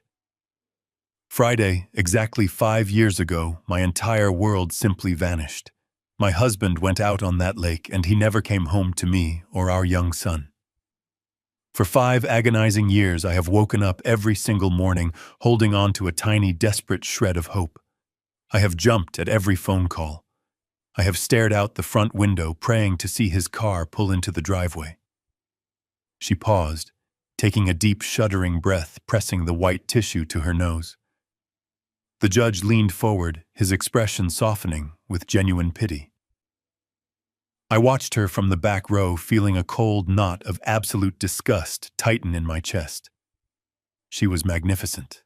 If I had not heard her laughing on that hidden microphone, calling me a stupid relic, I might have actually believed the tears streaming down her carefully powdered face.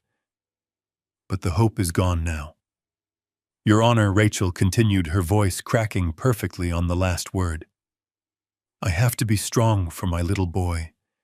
I have to explain to him why his father is never coming back. I am raising him entirely alone, working as hard as I possibly can just to keep a roof over our heads. We cannot remain frozen in this terrible limbo forever. We need to close this dark chapter. We need this legal declaration not just for the paperwork, but for our own emotional survival. I am simply asking the court to grant us peace. We desperately need closure." The silence in the courtroom was absolute. Even the court reporter had stopped typing for a brief second. Rachel slowly sat back down, burying her face in her hands, her shoulders shaking with silent, fabricated sobs. The judge removed his glasses, letting out a heavy, empathetic sigh. It was the performance of a lifetime. She had completely manipulated the highest legal authority in the room, just as she and Henry had manipulated me for half a decade. As her lawyer whispered comforting words to her, Rachel subtly shifted in her chair. She turned her head slightly, looking over her shoulder toward the back of the courtroom. Her eyes found me sitting there in the shadows, slumped over my wooden cane, looking like a shattered, pathetic old fool. For one brief, fleeting second, the mask of the grieving widow slipped. Through the fake tears and the sorrowful posture, she flashed me a look of pure, unadulterated triumph. That fleeting look of triumph on Rachel's face lasted only a fraction of a second, but it was all I needed. It was the absolute confirmation of the deep malice that had driven her every action for the past 5 years. She quickly lowered her head, burying her face in her hands, to hide any trace of that wicked smile from the judge. The courtroom remained draped in a suffocating silence. The only sound was the continuous patter of the cold Seattle rain beating against the high, arched windows, providing a perfectly fitting soundtrack for the somber theater she had flawlessly orchestrated. Judge Bennett let out a long breath, leaning back in his leather chair. He looked down at the thick legal file resting on his mahogany desk, his expression burdened by the weight of the human tragedy he believed he was witnessing. He adjusted his reading glasses and looked back up at Rachel with a gaze full of genuine paternal sympathy. "Mrs. Higgins," the judge said softly, his deep voice echoing in the quiet room. "The court deeply sympathizes with your profound loss today. Losing a spouse in such a sudden, unresolved manner is a heavy burden no family should ever have to bear. You have demonstrated remarkable strength in raising your young son alone under these heartbreaking circumstances." The judge reached out with his right hand and picked up a heavy gold fountain pen from his desk. He unscrewed the cap with slow, deliberate movements. Rachel remained seated beside her attorney, her head still bowed in a display of perfect, fragile sorrow. But from my vantage point in the back row, I could clearly see the sudden tension in her narrow shoulders. She was holding her breath, waiting with agonizing anticipation for the final stroke of black ink that would officially secure her stolen millions. "The court has meticulously reviewed all the submitted documentation and sworn affidavits." The judge continued, his tone shifting smoothly back to a place of formal legal authority. "The mandatory 5-year waiting period required by state law has been satisfied in full. The extensive search efforts by local Marine units and state police have been thoroughly documented and are considered completely exhausted. Therefore, based entirely on the compelling evidence presented before me today, I find no legal reason to delay this painful matter any further." He leaned forward and positioned the gold pen directly over the final signature line on the crisp white paper. "It is the formal ruling of this court that the petition is hereby granted. I am prepared to sign the declaration of presumptive death for Henry Thurman, officially closing this case and allowing his estate to be settled." The sharp metal tip of his pen hovered just a millimeter above the paper. This was the exact moment she had waited 5 excruciating years for. This was the precise second the trap needed to snap completely shut. I did not hesitate for a single heartbeat. I uncurled my trembling fingers from the curved handle of the wooden cane. I simply let it go. The heavy stick hit the polished hardwood floor with a sharp, violent crack that echoed through the silent courtroom exactly like a gunshot. The sudden noise startled absolutely everyone. The court reporter jumped visibly in her seat. The judge stopped his pen in midair, his head snapping up in sheer surprise. Rachel twisted around in her padded chair, her eyes widening in genuine alarm as she looked back at me. I did not look like a broken, defeated, dying old man anymore. I stood up. I did not struggle. I did not shake. I pushed myself to my full height, straightening my spine. I pulled my shoulders back, taking a deep, steadying breath of the cool air. I looked directly at the man sitting behind the high mahogany bench, my gaze locking with his. "Objection. Your Honor," I said. My voice was not a raspy, weak wheeze. It was a deep, resonant boom that carried the undeniable authority of a father who had survived absolute hell. The sheer volume of my voice seemed to physically shake the stagnant air in the room. The judge stared at me in complete bewilderment. "Excuse me, sir," he stammered, taken aback by the forceful interruption. "Who are you and what is the meaning of this outburst in my courtroom?" Rachel scrambled to her feet in a panic, her chair scraping loudly against the floor. "Your Honor," she cried out, her voice pitching instantly into a frantic whine. "This is my father-in-law, Thomas Thurman. He is severely ill. He is suffering from advanced heart failure and terminal dementia. He does not know what he is doing or where he is. Please excuse his behavior. His mind is gone." I kept my eyes locked solely on the judge, ignoring her pathetic lies. "I am of perfectly sound mind." "Your Honor," I replied, my tone calm and utterly unwavering, "and I object to the signing of that death certificate, because the man you are about to declare legally dead is currently breathing, walking, and committing massive federal fraud." Before the judge could process my words, a massive sound erupted from the back of the room. The heavy wooden doors of the courtroom did not just open. They were pushed wide open with overwhelming force. They slammed violently against the interior walls with a deafening crash. The atmosphere froze. Every head turned toward the entrance. Marching down the center aisle, moving with the synchronized purpose of absolute justice, was my brother Richard. Beside him walked Lawson, clutching a thick briefcase filled with our undeniable evidence. Flanking them firmly on both sides, their federal gold badges gleaming against their dark suits, were Agent Miller, Agent Davis, and a third armed FBI agent. The sheer gravity of their arrival sucked the air straight out of the room. They walked with a heavy cadence that sounded exactly like a death march for Rachel's constructed empire. The entire courtroom seemed to hold its collective breath as the three federal agents marched down the aisle, their leather shoes striking the polished floor in perfect unison. Judge Bennett lowered his gold pen, his eyes darting between the armed men and my brother Richard, who was looking at Rachel with the cold, detached expression of an executioner. Rachel had completely frozen in her chair. The tissue she had been using to dab her fake tears slipped from her trembling fingers and fluttered silently to the floor. Her highly paid attorney stood up, his mouth opening and closing like a fish out of water, desperately trying to comprehend the sudden invasion of federal authority in a simple family court proceeding. I did not wait for the bailiff or the judge to restore order. I turned my back on the federal agents and walked straight toward the elevated mahogany bench. I did not shuffle.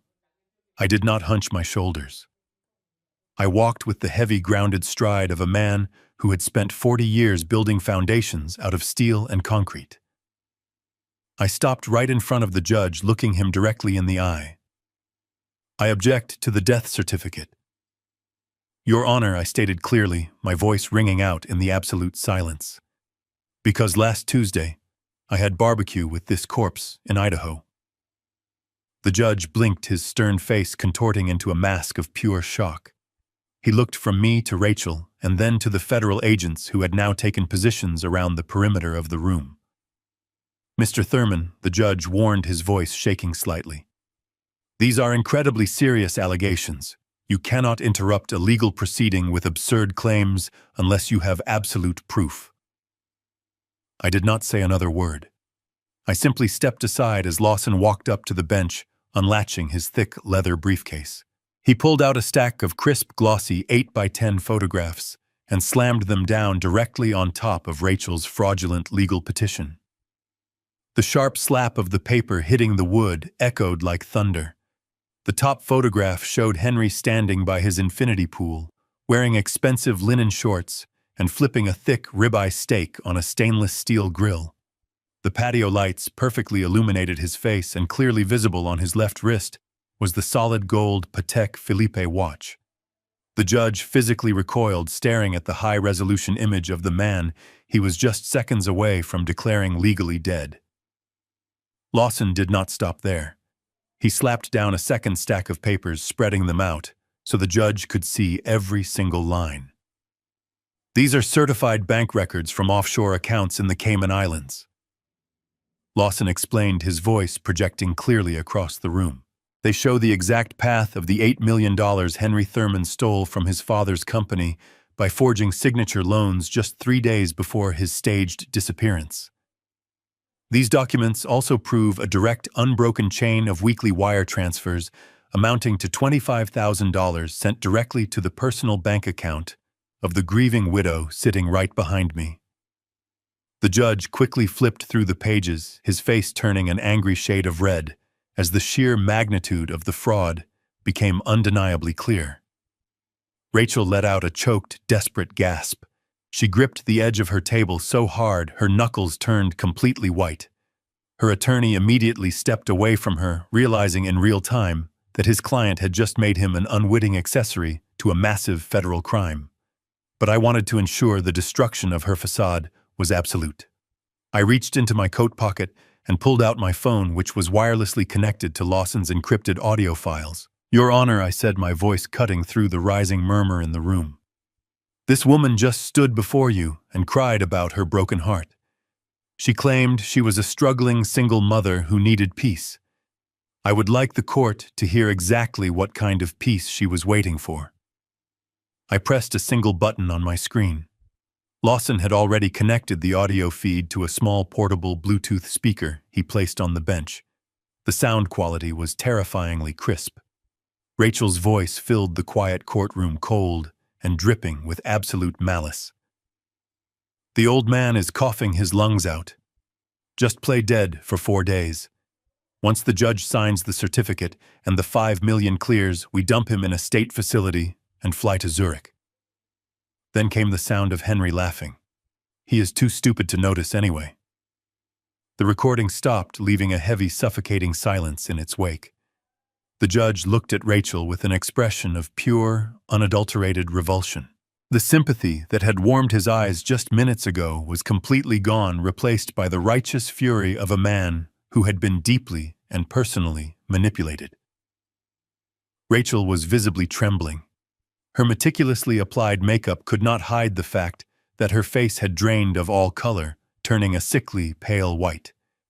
The elegant black dress she wore for mourning suddenly looked exactly like a prison uniform.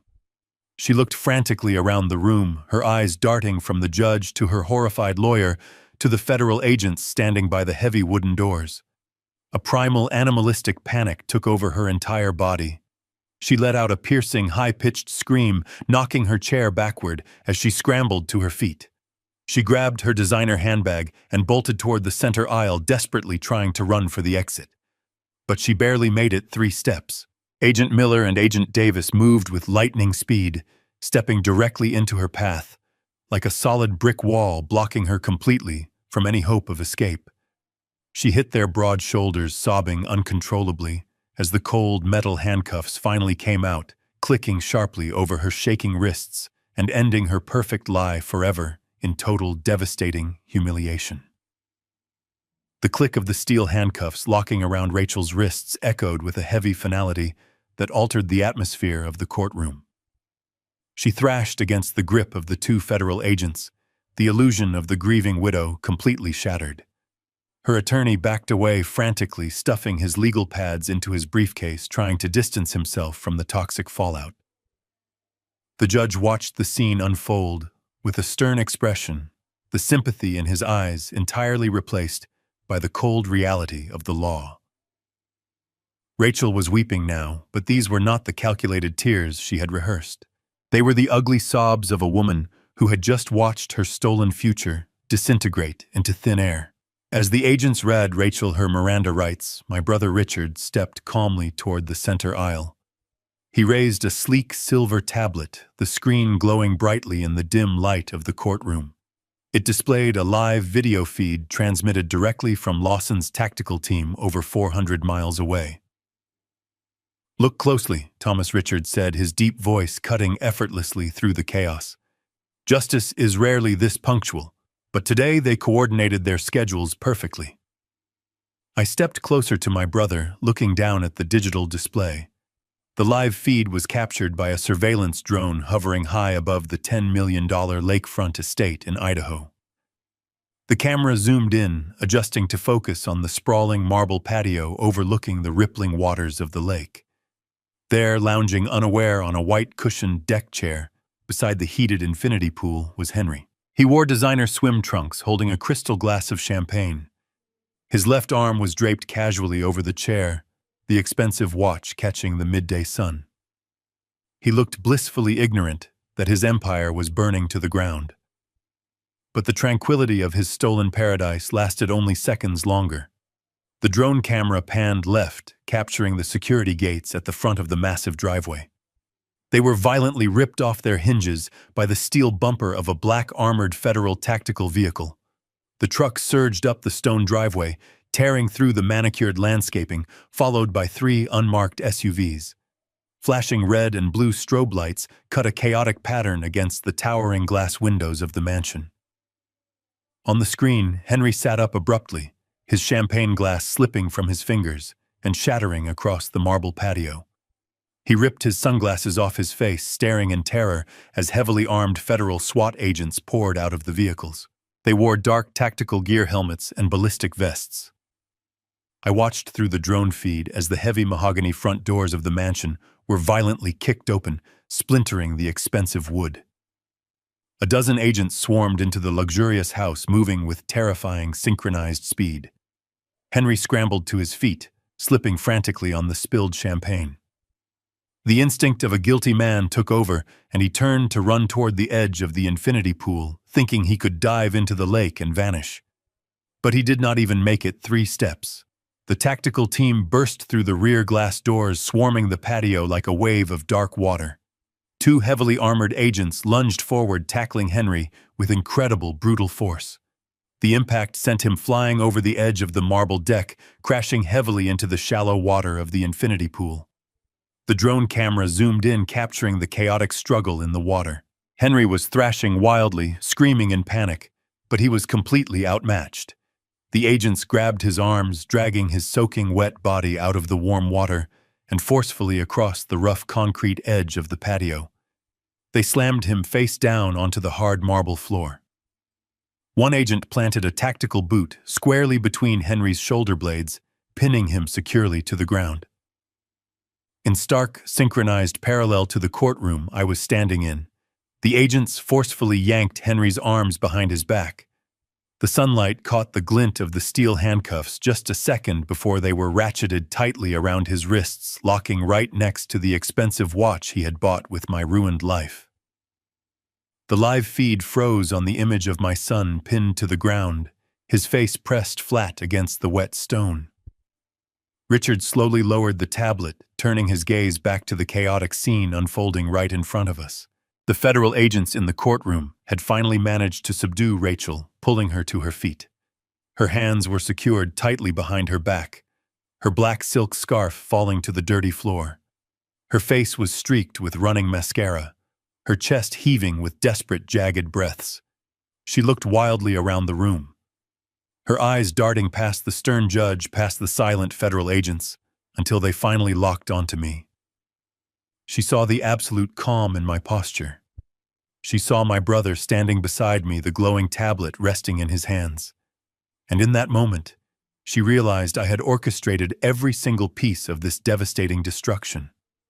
She realized I was the Trojan horse that had burned her perfect life to ash. "Thomas," she choked out, her voice a pathetic, broken whisper that echoed in the vast courtroom. "Please, please do not let them do this. You have to tell them to stop. He is your boy. Please, Thomas, you are his father." The room fell into a dead, heavy silence. The judge, the agents, and my brother all watched me, waiting for the final word from the man who had lost everything. I looked down at the woman who had laughed at my misery, the woman who had planned to throw me into a state facility to die alone. I felt absolutely no pity. I looked her directly in her wide-open, desperate eyes, my voice as cold and hard as the concrete patio where my former son was currently bleeding. "No, I just do not have a son." 3 days after those words left my mouth, the dust had begun to settle on the wreckage of my former life. The authorities had moved with efficiency. Rachel was denied bail and transferred to a holding facility in Seattle. The mansion in Idaho was seized by the government, along with every offshore account Lawson had identified. The luxury cars, designer clothes, and gold watch were confiscated as evidence of a massive conspiracy. Henry, the architect of my ruin, was transported to a maximum security detention center. I had not spoken a word to him since he hugged me on that patio, pretending to be a terrified man running from a cartel. But there was one piece of business I needed to conclude. I needed to look him in the eye one last time, not as a grieving father, but as the man who orchestrated his downfall. The drive to the lockup was quiet. Richard offered to come, but I politely declined. This was a burial I had to attend alone. The detention center was a concrete structure surrounded by high wire fences and armed guards. I walked through the steel doors, surrendering my phone belt and coat to the security personnel. I was escorted down a sterile corridor painted a sickening shade of pale green. The air smelled of bleach and stale sweat.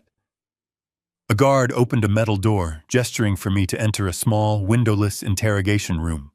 A single metal table was bolted to the floor, flanked by two uncomfortable steel chairs. I sat down and folded my hands perfectly still on the cold metal surface, waiting for the ghost of my past to arrive.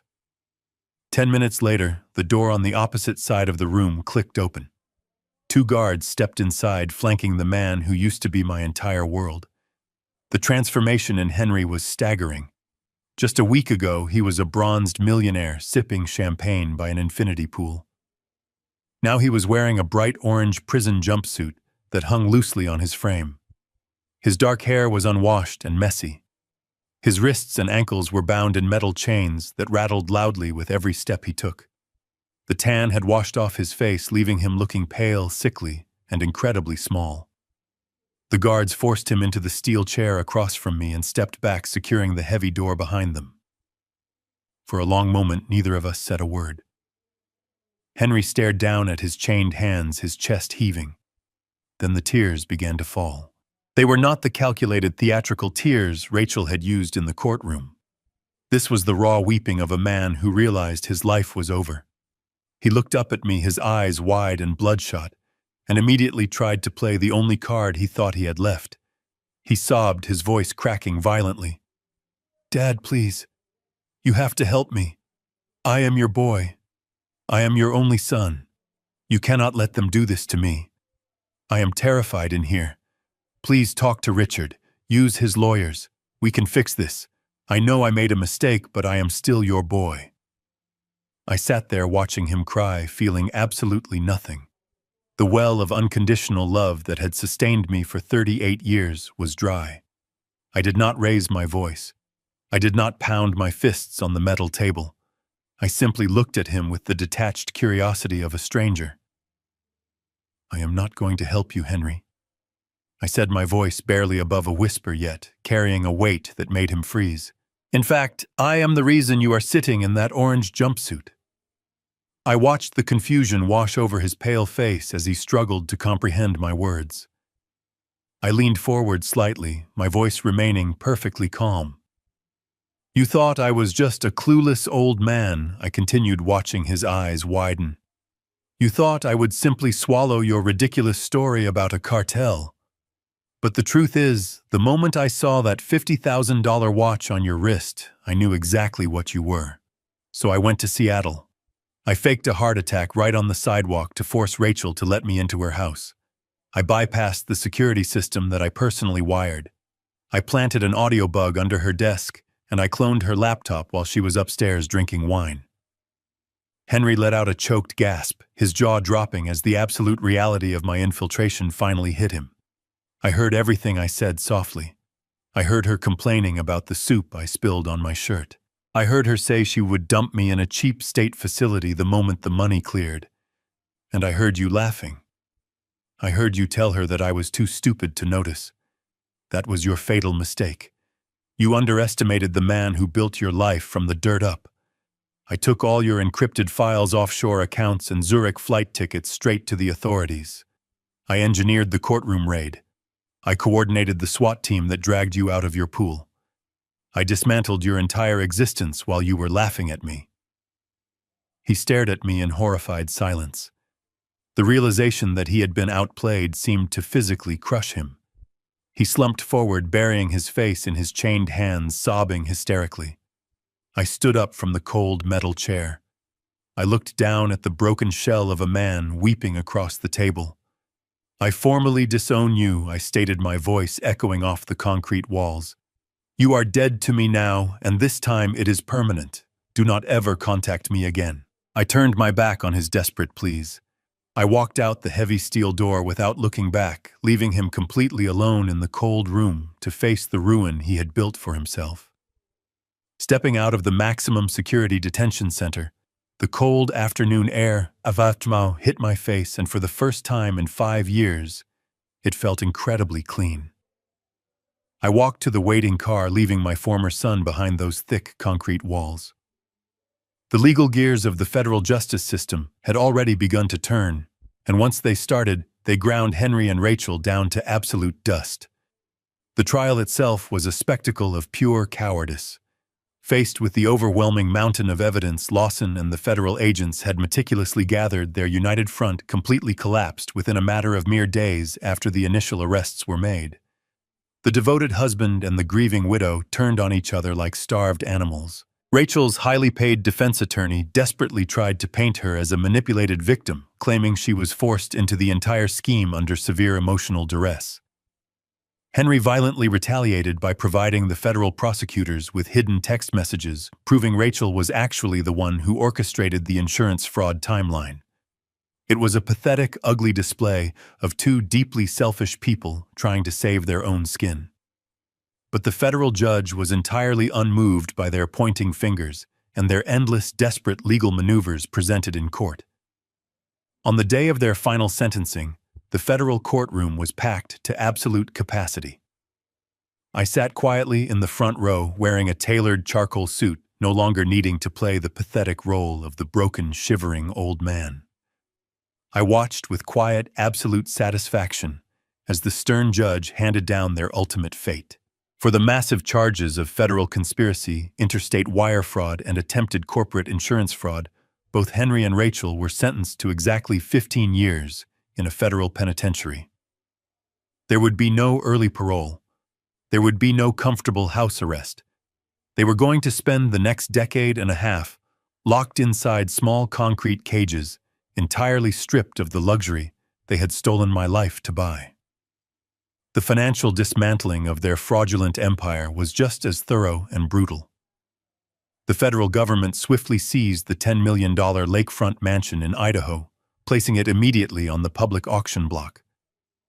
The hidden offshore accounts in the Cayman Islands were completely frozen, systematically dismantled, and the funds were repatriated back to the United States. The luxury sports cars, the pristine designer wardrobes, and that heavy gold watch, they were all confiscated as the direct proceeds of major federal crimes. Everything they had built on my absolute suffering was completely erased from the face of the earth. But the court did not just punish the guilty. The court aggressively restored what was rightfully mine. Through the federal asset forfeiture program and mandatory legal restitution orders, I was completely cleared of the fraudulent corporate debt that had destroyed my original contracting business. The massive $8 million that Henry had secretly siphoned away was tracked down and returned directly to my completely restored personal banking accounts without delay. In addition to the stolen principal amount, the court awarded me substantial punitive damages, liquidating the remaining seized assets to compensate for the 5 years of emotional agony and utter financial ruin I had unfairly endured. When my personal banker called to confirm the final massive wire transfer from the federal treasury, I simply stared at the 8-figure balance glowing brightly on my computer screen. The money was finally back, but it meant something entirely different to me now. It was no longer just operational capital to run a construction business or buy heavy industrial machinery. It was a physical monument to my ultimate survival. It was undeniable proof that I had fought the absolute darkest betrayal imaginable and emerged completely victorious. I had officially taken back the crown of my own life. But the returned money, the seized luxury mansions, and the lengthy prison sentences were completely secondary to the most profound and beautiful victory of all. The absolute most important ruling came from the State Family Court Division just a few short weeks later. With both of his toxic parents facing 15 long years inside a federal prison, my young grandson was initially made a temporary ward of the state. Rachel tried desperately from her cold jail cell to have the innocent boy placed with her distant relatives frantically hoping to maintain some twisted manipulative control over his young life from behind metal bars. I fought her with every single legal resource Richard and I possessed. I stood confidently before a family court judge and presented my case not just as a newly wealthy man, but as a deeply devoted grandfather who absolutely refused to let an innocent child be poisoned by the dark legacy of two cold sociopaths. The judge reviewed the extensive federal files and ruled in my favor without a single moment of hesitation or doubt. I was officially awarded full permanent and sole legal custody of my 7-year-old grandson. The moment the judge signed that final custody order, the last heavy weight anchoring my soul to the painful past was completely lifted. The day I walked out of the state foster care facility, holding his small, warm hand, knowing he was finally safe from the toxic greed that had deeply infected his parents, was the absolute greatest day of my entire life. I looked down at his bright, smiling face as we walked toward the car, and I silently promised him that I would spend every remaining breath in my body teaching him the true meaning of honor, hard work, and loyalty. He would never have to experience the dark shadow of deception that had nearly destroyed our entire family. We drove away from that facility together, leaving the bitterness and the ashes of the past completely behind us. The long, agonizing storm had finally passed, and the beautiful, quiet peace I had fought so hard to safely secure was finally and forever, truly, completely mine. It was a bitterly cold afternoon in late November when I finally visited the cemetery. The air was sharp, biting at my cheeks, carrying a crisp scent that made me feel alive again. I drove my new truck through the iron gates, navigating the winding gravel roads, until I reached the hilltop overlooking the valley. This was where our parents were buried. I parked and stepped out, the gravel crunching beneath my heavy boots. Parked just a few yards away was Richard's sleek black Rolls-Royce. My brother was standing by the twin marble headstones wrapped in a thick wool overcoat. He had his hands shoved into his pockets, staring down at the engraved names of the people who brought us into this world. I walked slowly up the incline, carrying a crystal bottle of aged Macallan single malt scotch and 2 heavy glass tumblers. It was a ridiculously expensive vintage, but today it felt entirely appropriate. When I reached his side, Richard did not turn immediately. We just stood there in the freezing wind, sharing a comfortable silence we had not experienced since we were young boys. I set the 2 glasses down on the flat stone base of our father's grave. I pulled the cork with a soft pop and poured a generous measure of the rich amber liquid into each glass. I handed one to Richard. He took it with a solemn nod. We raised our glasses to the cold, gray sky, a silent toast to the people resting beneath the earth, and to the painfully long journey that finally brought their only 2 sons back together. The scotch burned smoothly on the way down, spreading a comforting warmth through my chest that pushed away the biting autumn chill. Richard took a slow sip, rolling the expensive liquor around in his mouth, before letting out a thoughtful sigh. "We wasted 20 years, Thomas," he said softly, his deep voice carrying easily over the wind. 20 years of stubborn pride and stupid arguments. We let a disagreement about money keep us apart while our lives slipped away. I thought I was so smart, building my real estate empire, looking down on you. But I was a complete fool. When I watched you dismantle the people who tried to bury you, I realized something." He turned to fully face me, his sharp eyes softening with a genuine affection I had not seen in decades. He reached out and placed a heavy, firm hand on my shoulder. "You are the toughest son of a gun I know, Tommy," he said, using the childhood nickname he had not spoken since we were teenagers. "You did not just survive an absolute nightmare. You walked right through the fire and burned the monsters to the ground. I have never been more proud to call you my brother." Hearing those words from Richard broke something loose inside my chest.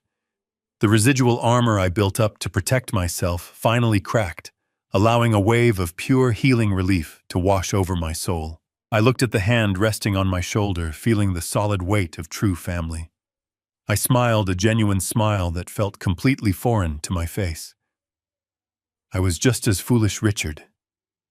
I replied, my voice thick with emotion. I let my resentment toward your success completely blind me. I convinced myself my wife and son were the only family I needed. But the universe has a cruel way of teaching us our greatest lessons. We stood there drinking the aged scotch, watching the wind rustle the dry leaves. The bitter irony of our situation was not lost on either of us. It took the complete moral failure of my own flesh and blood to shatter the wall of silence between us. Henry had been born of my blood, raised in my home, and given every piece of my heart. Yet he treated me with the ruthless cruelty of an enemy. Richard and I had not spoken in 2 decades yet. The moment I called him for help, he dropped his entire life, mobilized his massive fortune, and stood by my side like an unbreakable shield. It was the most profound realization of my entire life. Blood and genetics do not make a family. It is simply the starting point. What truly builds a family is absolute respect, unwavering loyalty, and the willingness to stand together when the world is trying to tear you apart. My son had shared my blood, but he possessed absolutely no loyalty. My brother and I had spent half our lives as strangers, but when the darkness came, his loyalty was absolute and terrifyingly powerful. I poured us each another measure of the Macallan, the amber liquid glowing beautifully in the fading afternoon light. We did not need to apologize anymore. We did not need to hash out the bitter details of the argument that separated us 20 years ago. All of that petty resentment had been washed away by the storm we just weathered together. We tapped our glasses together, the sharp ring of the crystal echoing quietly across the peaceful cemetery. We finished our drinks, the warmth settling deeply into our bones. Richard pulled his coat tighter against the wind and gave my shoulder one final squeeze. "I will see you on Sunday for dinner, Tommy," he said, a warm smile breaking across his weathered face. "Bring the boy. I have a new chess set I want to teach him how to play." I nodded, watching him walk back down the hill toward his waiting car. I stood alone by the graves for a few minutes, looking at the names carved into the cold stone. I felt a profound sense of closure. The long feud was officially over. I had lost a son, but I gained a brother, a grandson, and a brand new life. I picked up the empty glasses, turning my face to the wind, ready to finally go home. 6 months have passed since that freezing afternoon at the cemetery, and my life looks completely different today. The dark, leaky cabin in Montana is nothing but a distant memory, a shadow of a life that no longer belongs to me. I bought a beautiful, sprawling ranch-style home on the outskirts of Seattle, surrounded by acres of tall, green pines and open land. As I sit here on the wide cedar porch, holding a steaming mug of black coffee, the morning sun warms my face. The air is filled with the sweet scent of blooming jasmine and fresh-cut grass. But the most beautiful sound in the world is not the wind in the trees. It is the bright, ringing laughter of my 7-year-old grandson, echoing across the wide green lawn. He is running alongside a golden retriever puppy we adopted last month, tossing a worn-out tennis ball and tumbling into the soft grass without a single care in the world. He looks healthy. He looks incredibly happy.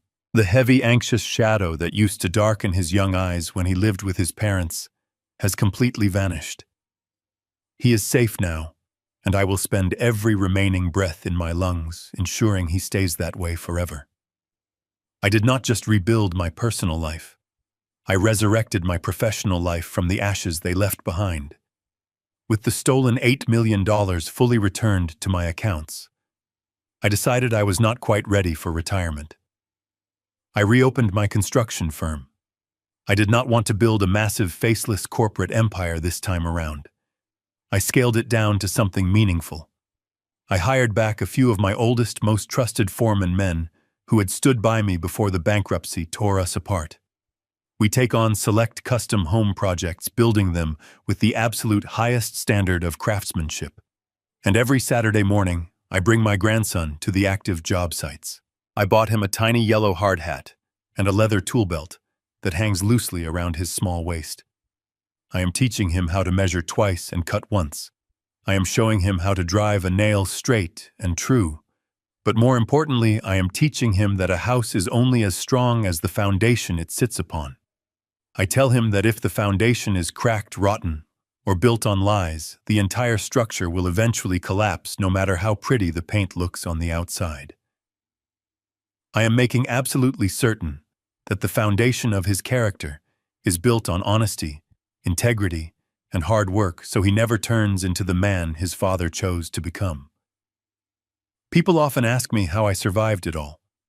They ask how a father can stand in a federal courtroom and watch his only son be hauled away in chains without completely losing his mind. The truth is not easy to hear, and it is even harder to live. For 38 years, I believed that family was an unbreakable bond, a sacred covenant that could never be severed. I believed that because he shared my blood, he was inherently entitled to my endless forgiveness and my unconditional love. But life taught me a brutal, agonizing lesson. Sometimes the people who share your DNA are the most dangerous threats to your survival. Toxic people are exactly like a cancer. It does not matter if that cancer is a stranger or your own flesh and blood. If a cancer is aggressively destroying your body, draining your life, and threatening your very existence, you do not politely ask it to stop. You do not try to reason with it or hope it changes. You surgically cut it out. You remove it completely from your system, no matter how much the procedure hurts, because it is the absolute only way you can survive. I had to cut my son out of my life to save my own soul. It was the most painful decision I have ever made, but it was also the most necessary. I learned that my dignity and my self-respect are worth infinitely more than preserving a fake relationship built entirely on manipulation and greed. If there is one thing I want you to take away from my nightmare, it is this crucial message. Do not ever let anyone use your love as a weapon against you. Do not let family members hold you hostage with guilt. You have the absolute right to protect your peace, your assets, and your heart. You owe absolutely nothing to someone who smiles to your face while secretly digging your grave. You are worthy of genuine respect, and you must demand it. Today, I am a man at peace. I have a brother who proved his loyalty when it mattered most. I have a grandson who looks at me with genuine love, not calculating greed. I have my home, my business, and above all else, I have my dignity securely intact. The nightmare is finally over, and the rest of my days will be spent entirely in the beautiful, warming light. Thank you for staying with me through this journey. If my story gave you the courage to stand up to those using you, leave a super thanks and subscribe for more. Please let me know in the comments below if you have ever had to make the difficult choice to cut toxic family members out of your life to protect your own peace. I read every single comment, and I find so much strength in knowing that we are navigating these difficult waters together. Hit the like button, share this video with someone who might need to hear it today, and I will see you in the next life story. Stay strong and never let anyone steal your foundation. It is the most valuable thing you will ever own in this beautiful, unpredictable life of ours. Until next time. Until next.